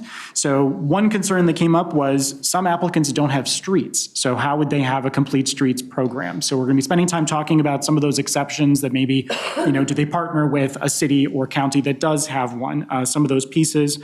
And again, these are things that we are going to be talking about as we think about our own solicitation. What does that look like either in 2025 or 2026? And then really the last couple items are pretty short on this one. One piece of information that's come up through TAC, which we have not talked about at our meeting for the work group, but will at the next meeting. There was a request from TAC about potentially adding more money than 15 million. So we'll have a conversation about that. In our meeting number 4, the prior one, we really did feel comfortable with 15 million, but we'll see how many projects get covered here in just a moment when Mr. Peterson is up here to discuss that. And then the last item that we have on here is we have a lot of work to do on what is going to be going forward past 2024 with our regional solicitation process. So is that going to be in tandem for 2026, 2025 if we do our singular one-off? That's going to be an immense amount of work. And so the one piece that we have narrowed down a little bit is we won't be able to go from scratch is probably the best way to put this. We would have to either borrow what the regional solicitation does already in 2024, maybe with some small tweaks, or potentially we're looking at MnDOT's active transportation funding program as well to see if there's anything that we could use there. But fundamentally, there's just not enough capacity to do a fully standalone, fresh, from the ground up program just for 2025. It's just too short a timeline for that. So we're going to be spending time talking about those pros and cons in our next meeting, bringing those recommendations back to TAB in June or July going forward. And with that, I'll stand for questions. Yeah. Questions for Member Johnson? All right, good. Thanks for that update. All right, now we are going back to these 2024 regional funding, regional solicitation funding scenarios, and Steve Peterson's going to lead us through this, and then we're going to try to cover the last couple topics that Amy Venowitz is covering from a transportation funding standpoint. Steve. Yeah, thank you, Mr. Chairs. So how much time would you like to go on this one? Just get a matter of timing from you. We have this. That's a great question. Amy? I'm always here. Yeah, I was thinking, Ulrich's not here, Commissioner Ulrich's not here, so, you know, he's the one who wanted all this information from you and primed the pump, so. We could hold you off till next time. So Steve, I think this is important work. We wanted to have a little bit of time. And I'd like to get folks out of here at 2:30, so. Okay, gotcha. Thank you. And the third information item too, we can push to on the scope change. So today's is an information item. So again, we're going to be asking you to make an action at the July meeting. So you've got a few months to look at this and have it sink in the different projects and where you'd like to go with it on the solicitation. So last month we came to you with the first $200 million. We called that the base scenario. That is something that we built off of, so that's not something you can choose or not choose. That was just the first bit of money. Since then, we've got direction from you on active transportation and the carbon reduction from the council, and so we've added in the rest of the money and developed scenarios that we had talked about, the 3 scenarios last time. And we'll go through those today. The first is the midpoints, so that distributes the money based on the midpoint of those modal funding ranges, so 55.5% for roadways, 30% for transit and TDM, and 14.5% for bicycle and pedestrian. And that's out of $247 million. The midpoint safety is similar in nature. It does fund one additional roadway reconstruction project and that had high monetized crash reduction benefits. So that was gets you one more large roadway reconstruction project. And in doing so, you would lose 2 small transit projects and 2 TDM projects. So that's the give and take and the trade-offs between those two. So the good news is the top scoring projects across all of these funding scenarios are all going to get funded. There's 4 to 6 projects that are different between the scenarios, depending on where you want to go. Lastly, the bike ped heavy, what that does is shift $15 million of additional funding to the bicycle and pedestrian modal area. And so again, that takes away the same 2 transit projects, 2 TDM projects, and then in addition, the roadway spot mobility and the roadway reconstruction project. So it takes away those 6 projects, and what you get for that is 4 additional multi-use trail projects and 1 ped project. And that's all detailed. You don't have to remember all that. It's all detailed in the staff analysis. So those are the 3 scenarios, and they're color-coded. And we'll go through those today. Then in addition to that, we did add just over $15 million of active transportation. So that's not included in the modal funding ranges for bike ped. So it was meant to supplement what was already funded. So we went above and beyond and added $15 million across all the funding scenarios. So all in, it's about $263 million, $247 of the federal funds, and then $15 million or so of the active transportation regional sales tax. Don't need to go through all of these today, but it is helpful to kind of look back on to trying to understand what's going on. First point, and we talked about this last month a little bit, is that there's more money in the midpoint for transit than there is project requests. So in the first scenario number 1, we fund every transit project in transit expansion, transit modernization, and in the TDM category. So, and we're still left with $7.7 million. The other 2 scenarios don't fund all the way down those lists. And so you can see that moving forward, but scenario number 1 funds every transit project. Scenarios 2 and 3 don't fund the bottom projects. So we overprogrammed by by 10%. So there is a little runway there. If you do want to spend some more money to get an additional project and get up to what we funded the last time, about 10 to 12%, you could do so. But this time went about 10%, which is $25 million. Lastly, we do have the HSIP program also going on, and the scoring committee meeting for that was actually today. So a lot of people, at least on the technical side, have been wondering what are the results of the HSIP funding, which is about $15 million per year. And we will have that for you next month, the two categories for HSIP. Next, before we go over to the actual funding scenarios, we did bring this to the TAC earlier this month. And one thing the Active Transportation Group asked of the technical folks was to do a deep dive into active transportation, how we did it, how staff distributed those funds. And so that's why a lot of the feedback was related to active transportation, because we did get that request from the Active Transportation Work Group. So a few things that they said, and I'll ask Chair Hager if she wants to add anything here too, from what was probably a 60 to 90-minute conversation. Several members expressed support for a simple grants management process. So now we have 14 projects that we're funding or proposed to fund with active transportation. So those applicants are requesting a simple process to distribute the money versus the federal process. We received a few comments about going further down the bicycle pedestrian list.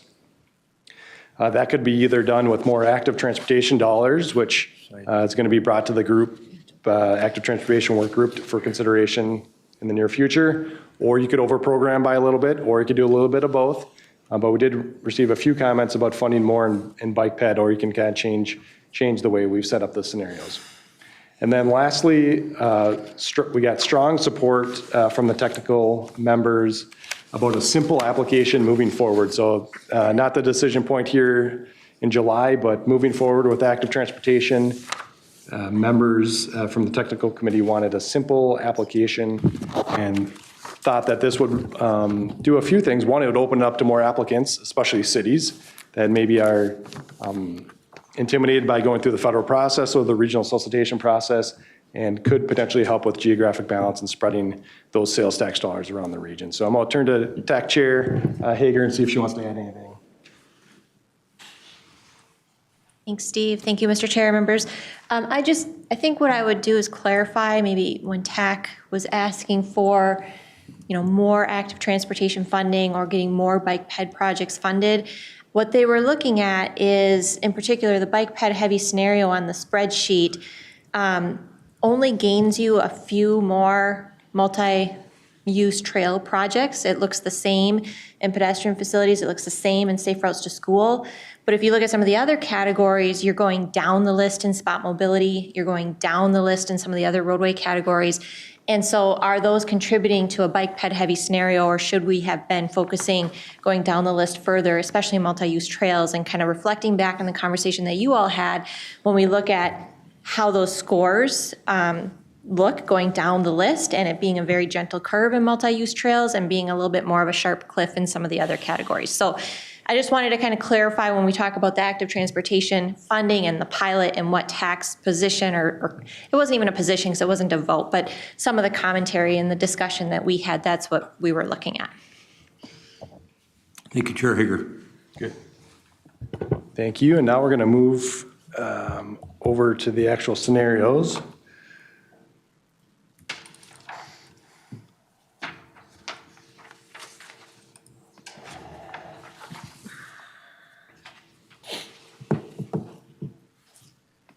So Steve, before you start in on the actual scenarios, could you comment more broadly on what you want to hope to achieve this meeting and next meeting before we just make a decision in July? Yeah, thank you, Mr. Chair. So the key items that we're going to be asking you, one, are the scenarios that staff has developed. Do you think there's something there that either between the scenarios, do you think, or would you like additional scenarios to consider? That would be one question. Question number two, what are things that you like within either of the three scenarios that are presented?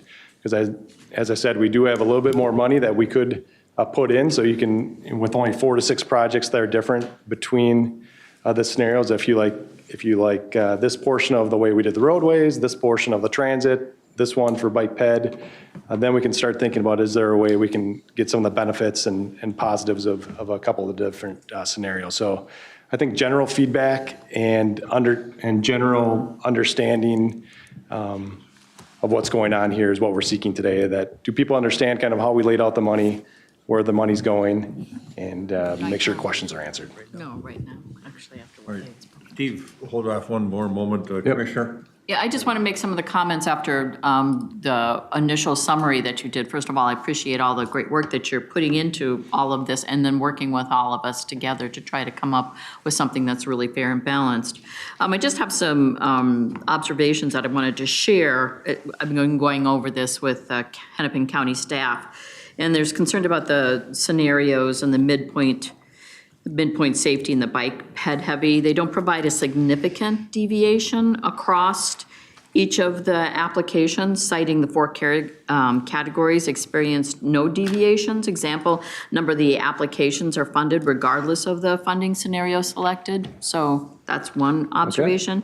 The other thing is the bike ped heavy scenario. Currently, this scenario gives significant preference to additional multi-use bike trail projects versus pedestrian facilities. And if we're looking at 0 deaths, that's pretty significant.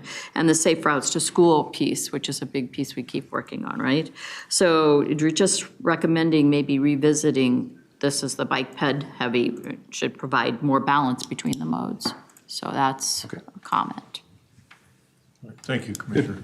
Thank you. Yep, we'll take that in consideration, and also maybe we'll work through some of those issues here as we go through. So thank you.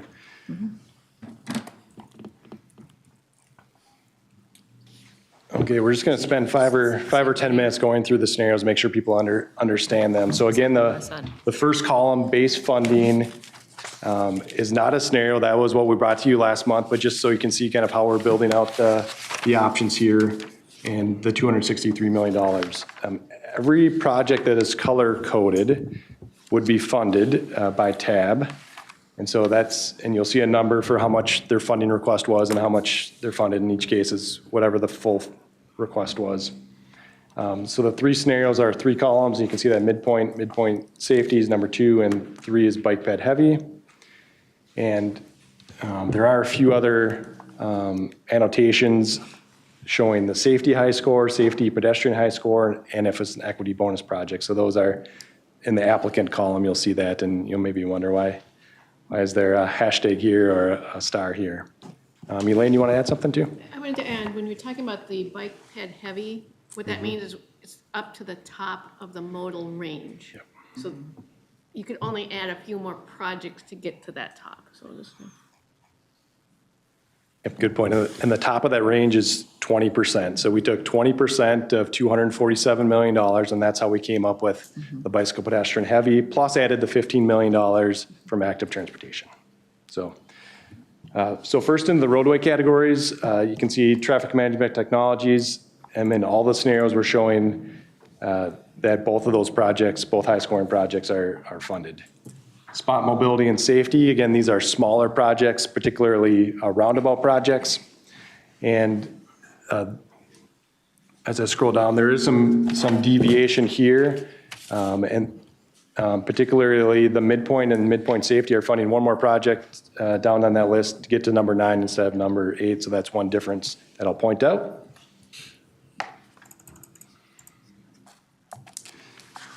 Strategic capacity, here's where you start seeing some different colors here, and had several questions on what do the colors mean, and that's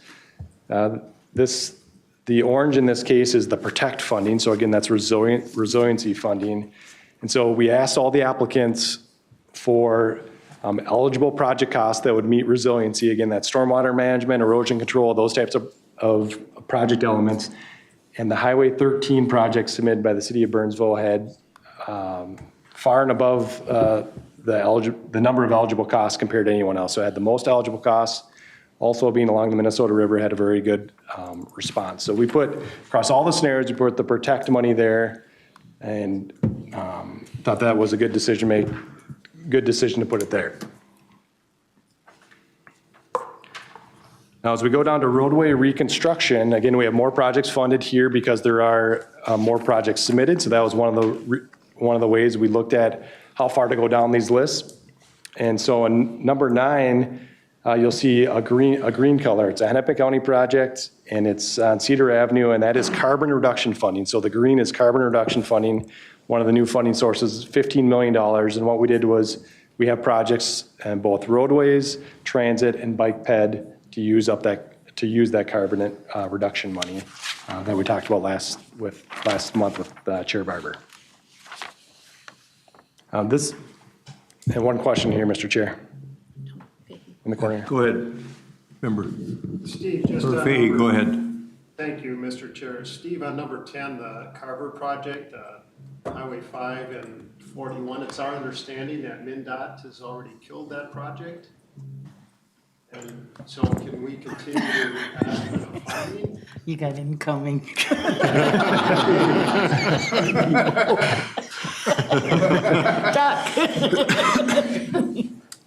How could you kill a project by the Arboretum?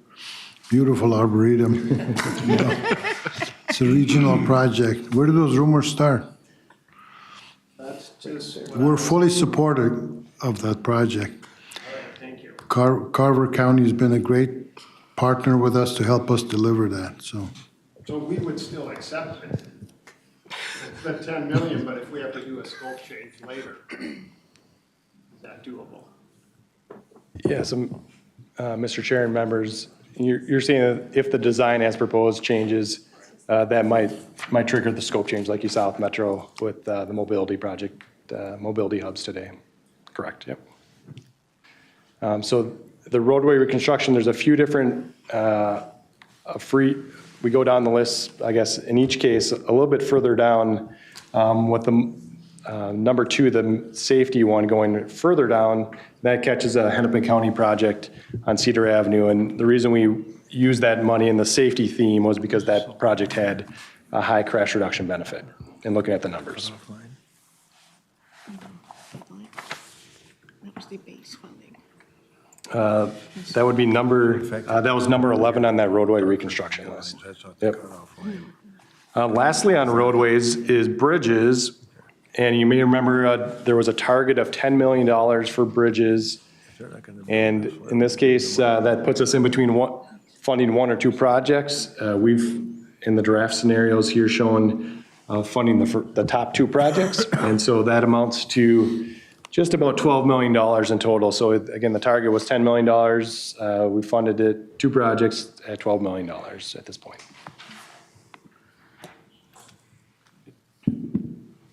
Then as we move to the next slide into the transit categories, here's what I was talking about on, we had more money in the transit area than projects submitted.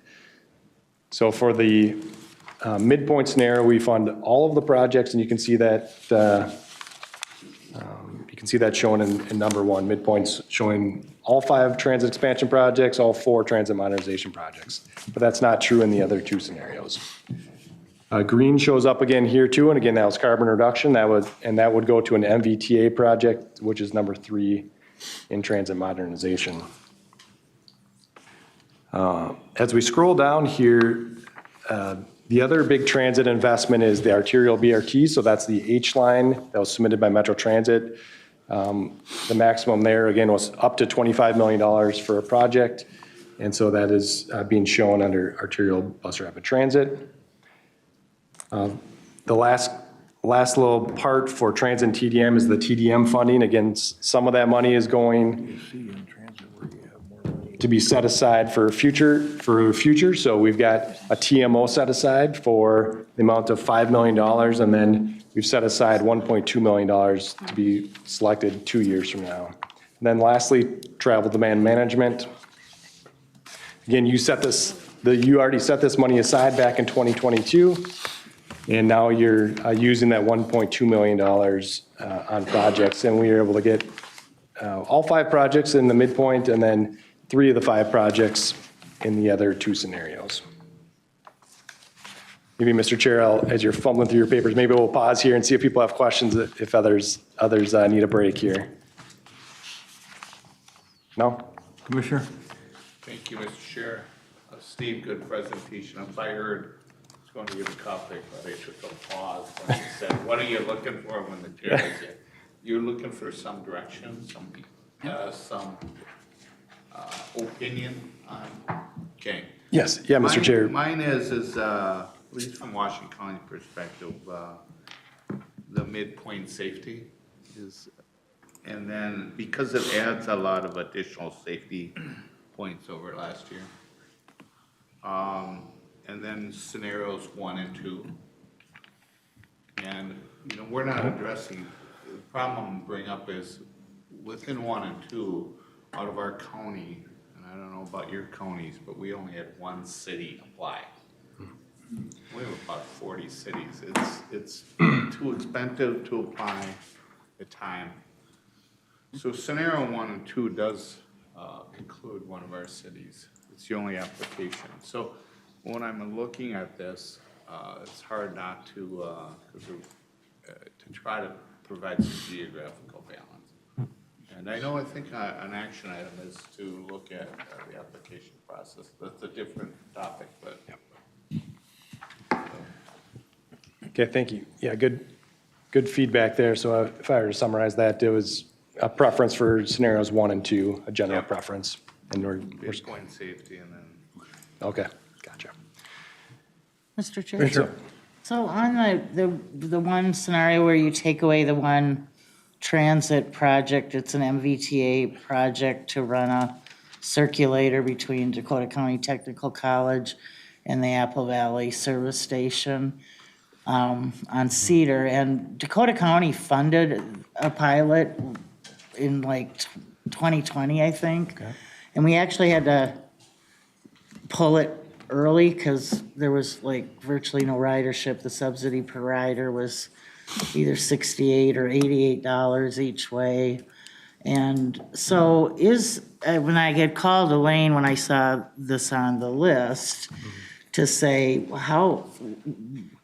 what is the standard for performance, or if we've done this in recent years, you know, so I mean, I know MVTA is not going to want to give up a project, but if that's not funded, they already have 6 projects totaling over $17 million.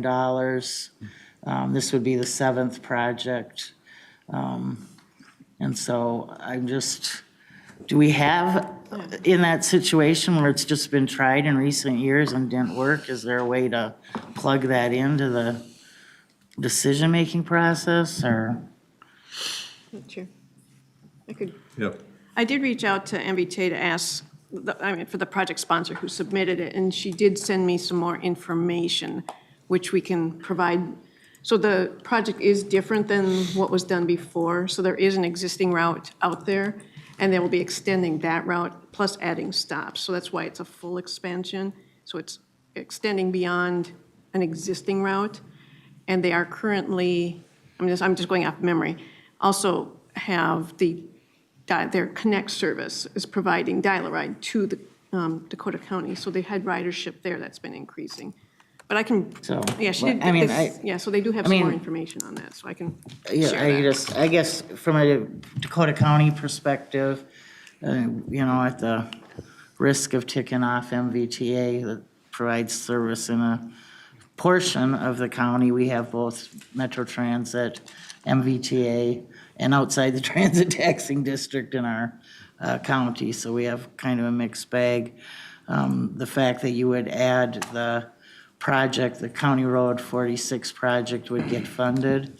That is a project that is right near the new data center, hundreds of new homes in Rosemont, truck routes. I mean, it's a safety hazard. It's past due in being done, so.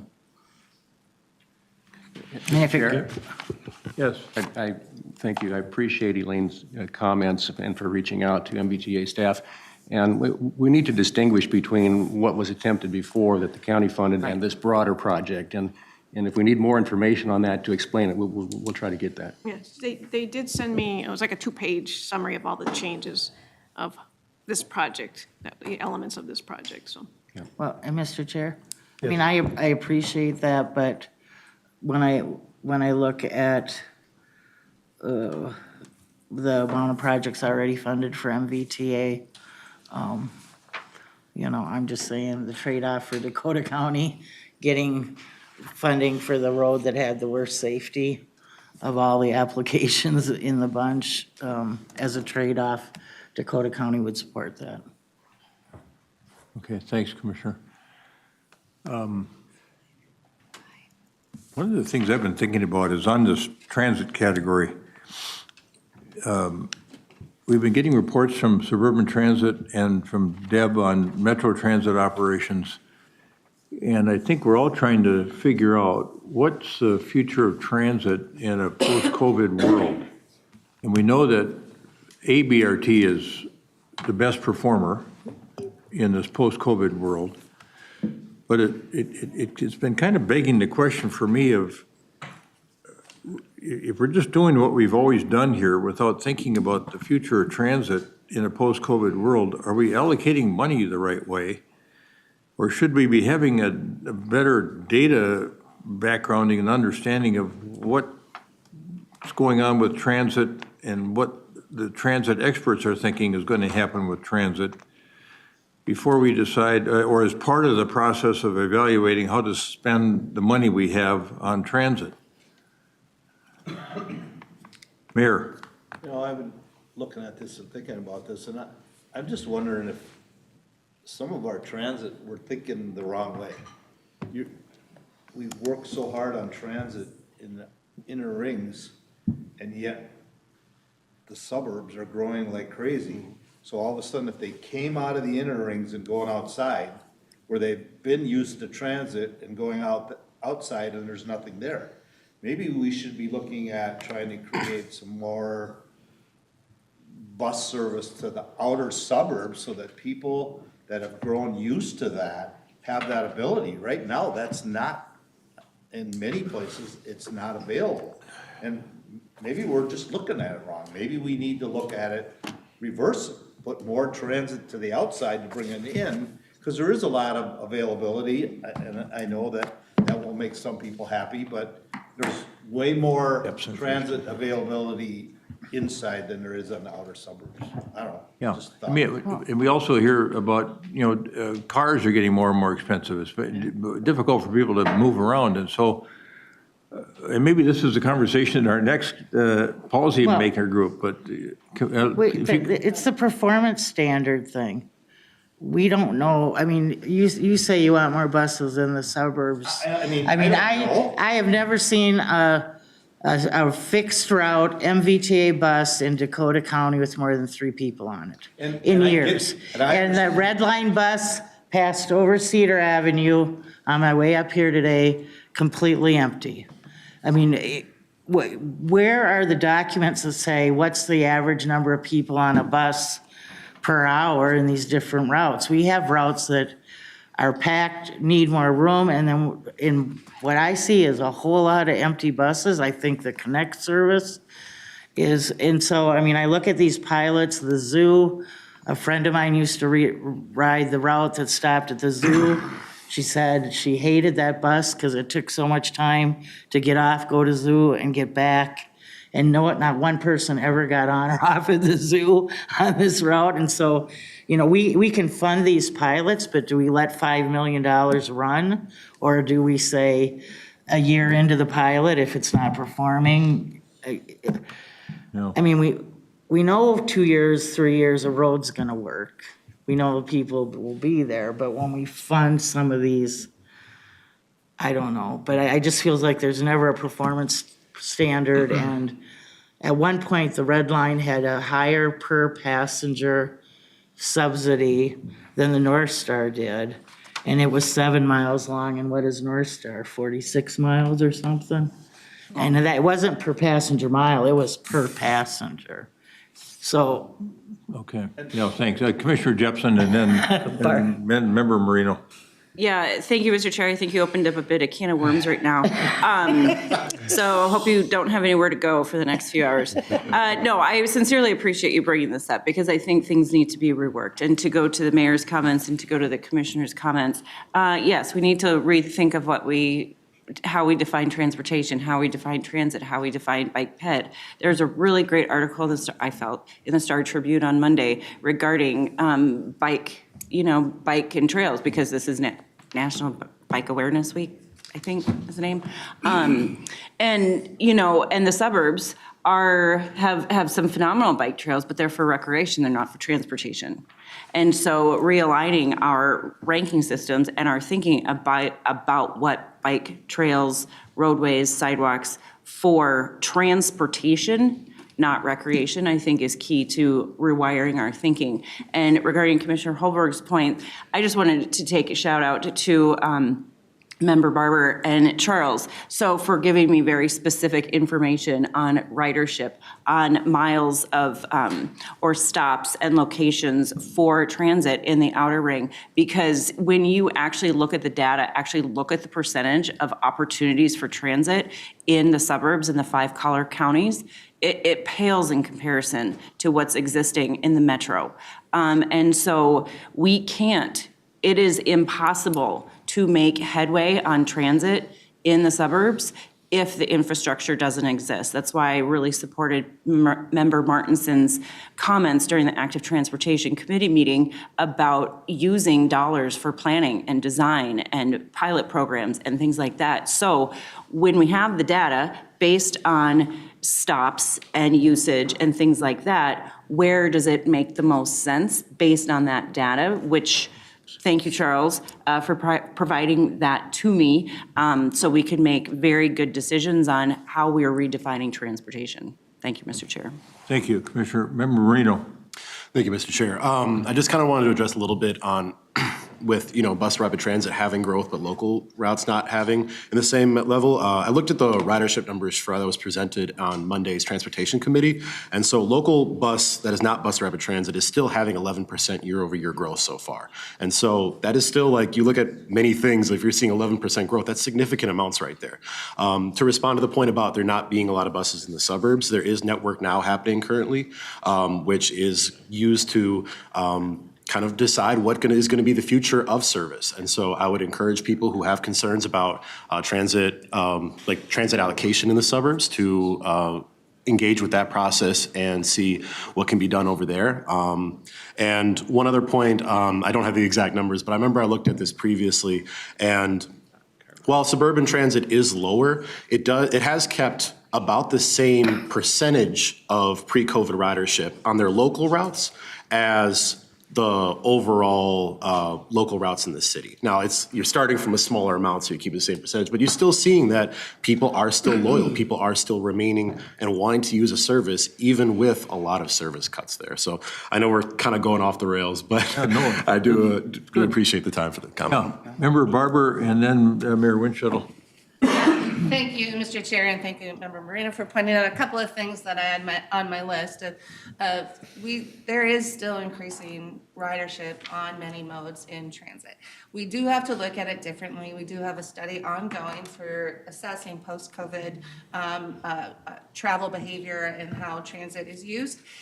We will continue to do that because we know things have changed. And this is one of the reasons why I think, one thing I didn't mention in my report is, and this would be also, I think the suburban providers would agree with this, that one of the key things that's increasing is microtransit. Yeah. And that is a good way to see if there's ridership in certain areas. If you have a lot of riders going back and forth or with some of those shared services, you know where people are really moving to and from.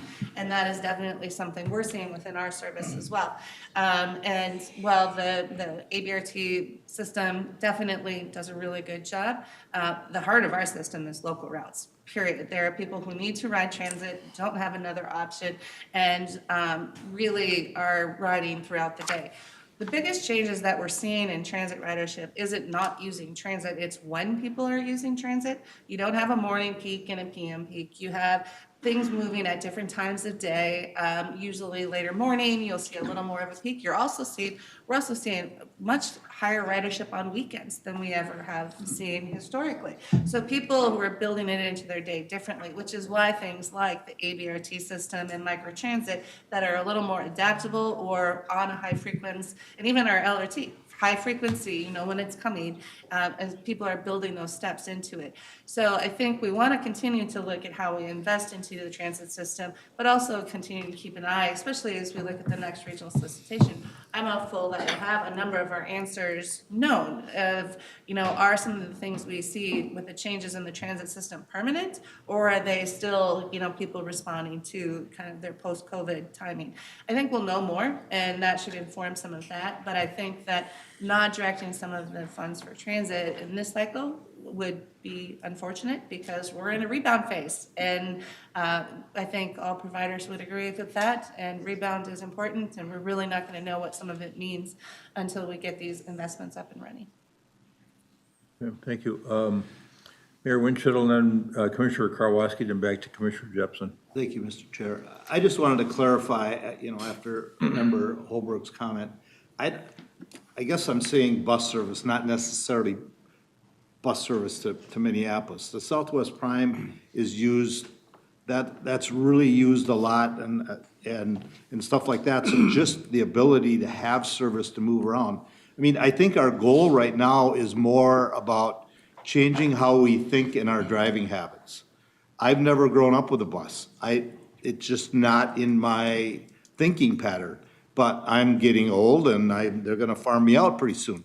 But as more and more younger families are moving outside, you have to get them used to the idea of being able to use the transit system. But if there's nothing there, they're gonna grow up and be just like me, dependent upon a car. And that's why when you said about we maybe need to rethink, we do need to rethink. And the only way I think you gotta do that is we gotta start going to where the sources are about if people are growing to the outside, to the suburbs and not having the service, we'll never change it. Will always be where we're at, and we gotta start looking at how to do that. I'm not sure what that is. And I agree with Commissioner Holberg. A lot of the buses are driving around and they're empty. There's nobody on them. But we have to look at something new, which somebody in this creative world can probably come up with. It's not me, but I think we just need to relook at the whole process on how we do things. Thank you, Mayor. Commissioner Karwoski? Thank you, Mr. Chair. I would agree with Mayor Winchell on we gotta really rethink how we do transit, and I think we need to do it quickly. I separate myself with Mark. I grew up on the east side of St. Paul. Bus downtown, you don't even need a bus schedule. It's what you'd call bus rapid transit. It was very successful. My dad took it to work every day. But I moved 8 miles east of there to Washington County. Our county and every county is geographically long or odd shaped. Ours is 44 miles long. So we need transit that, right now, we're putting spokes on the wheel, everything comes out of downtown St. Paul, Minneapolis. I have no problem with what's been built, but I think to make it more effective is we need to look at micro-transit in the whole 7-county area and redeploy the buses so that they go from county to county. The example would be in northern Washington County, it might go over to Anoka and then on to another county. In southern Washington County, Cottage Grove, it might go from Cottage Grove into Dakota County to the airport, all of America. We have nothing like that. In Hennepin, and this is not threatening to Hennepin and Ramsey, because you could go to Roseville to eat, all the northern suburbs of Ramsey County. In Hennepin, you could be going through Bloomington and Richfield. There's all sorts of those connections.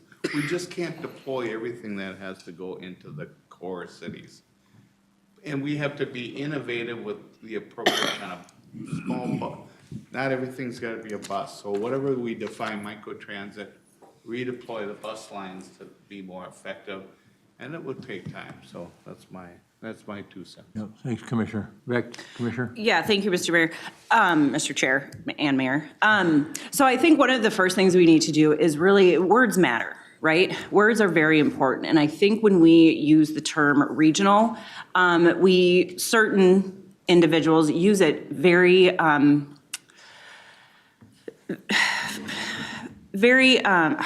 conveniently. When you talk about regional growth of 11%, that's not regional growth. That's not in my region at all. We still have park and rides that aren't open since COVID. That growth is in very specific areas that is very conveniently talked about as the region of growth. So I think in changing how we use the words, how we talk about transportation, and if we're gonna be regional about it, we need to embrace the region, but, and until we acknowledge that there are discrepancies in our thinking, it's not gonna change. So I really do also hope that, and I will give you the benefit of the doubt, and I'm sorry, I can't see your name, Marino, Member Marino, that you know that those of us who don't have a lot of transit are working very hard to get transit. We're not sitting on the sidelines. We are very active. We are very involved, and there's only so much we can do. So I hope you understand that it's not us just sitting back and complaining and talking, and we're trying to do what's best for our communities with the systems that are in place. So thank you, Mr. Chair. That's all I had to comment on. So when we make these decisions in July on how to spend $220 million, I want us to leave here feeling like we all did the right thing. We feel comfortable. We've made smart decisions, and that was kind of the reason I primed the pump with the conversation. And I'm not limiting it to just transit, but transit sticks with me because of some of the conversations I've had, these virtual conversations with some of these researchers where if only 65% of people are going to the office now, whether it's by transit or it's using a car, and more people are working from home and more people are doing hybrid, the world of how people move around and when they move around, to Member Barber's point, is changing. It's changed. And is how we spend this money reflecting the change that we're seeing? Or are we too early yet? Don't we know enough yet?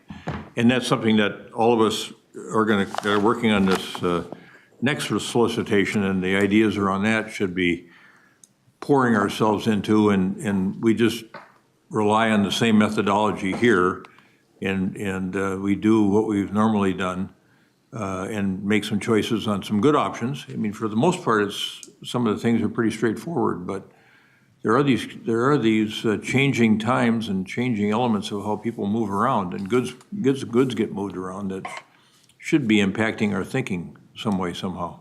Anyway, Steve. Okay, thank you, Mr. Chair. I'll wrap this up here too. Okay. But I did want to just spend a minute or two on the active transportation. So that's the purple color you see. And so there is a column that says eligible for active transportation pilot. So this is what we've worked through with our work group. Again, that's smaller projects that can be delivered quicker and meet all the state legislative requirements. And so there's 3 categories here: multi-use trail with 35 applicants. And you'll see that's perhaps the one category across this whole solicitation that isn't getting as many projects funded. And the primary reason for that is because there's a lot of very expensive trail projects at the top of those lists. So if you look at the maximum award is $5.5 million, so good projects, but most of the money in Bike Ped is going to multi-use trails, but we're not getting many projects. And it's because they're expensive projects. So you can see the purple again is active transportation. Again, in total, we're funding 14 projects with active transportation. The question on geographic balance, that would go to 6 of the 7 counties would have a project. 13 of the 14 projects would be for a city would be the sponsor. The one county would be Dakota County in that, but 13 of the 14 would be cities. But then as we go further down this list, both pedestrian and safe routes to school, you can see we are funding the majority of those projects, and the reason is because they're less expensive. They're $2 million or less or $1 million or less, and that's where we can also get a lot of active transportation projects, because that's the criteria that the work group brought forward to you last time. So that's maybe, and some of the comments we received too is in bike bed heavy, why didn't, we could have spent more money in pedestrian and safe routes to school and funded all of those projects. But we did put them further up here, so that's the big difference. If you want to do a bike bed heavy, and that number 3, we are funding four additional projects in multi-use trail to just try and make a little dent into those 35 submittals. But ultimately up to you whether you want to fund out safe routes to school and pedestrian or do more of these trail projects. So there's other information in the packet. You can go through it at your leisure or next month, including we've mapped the projects.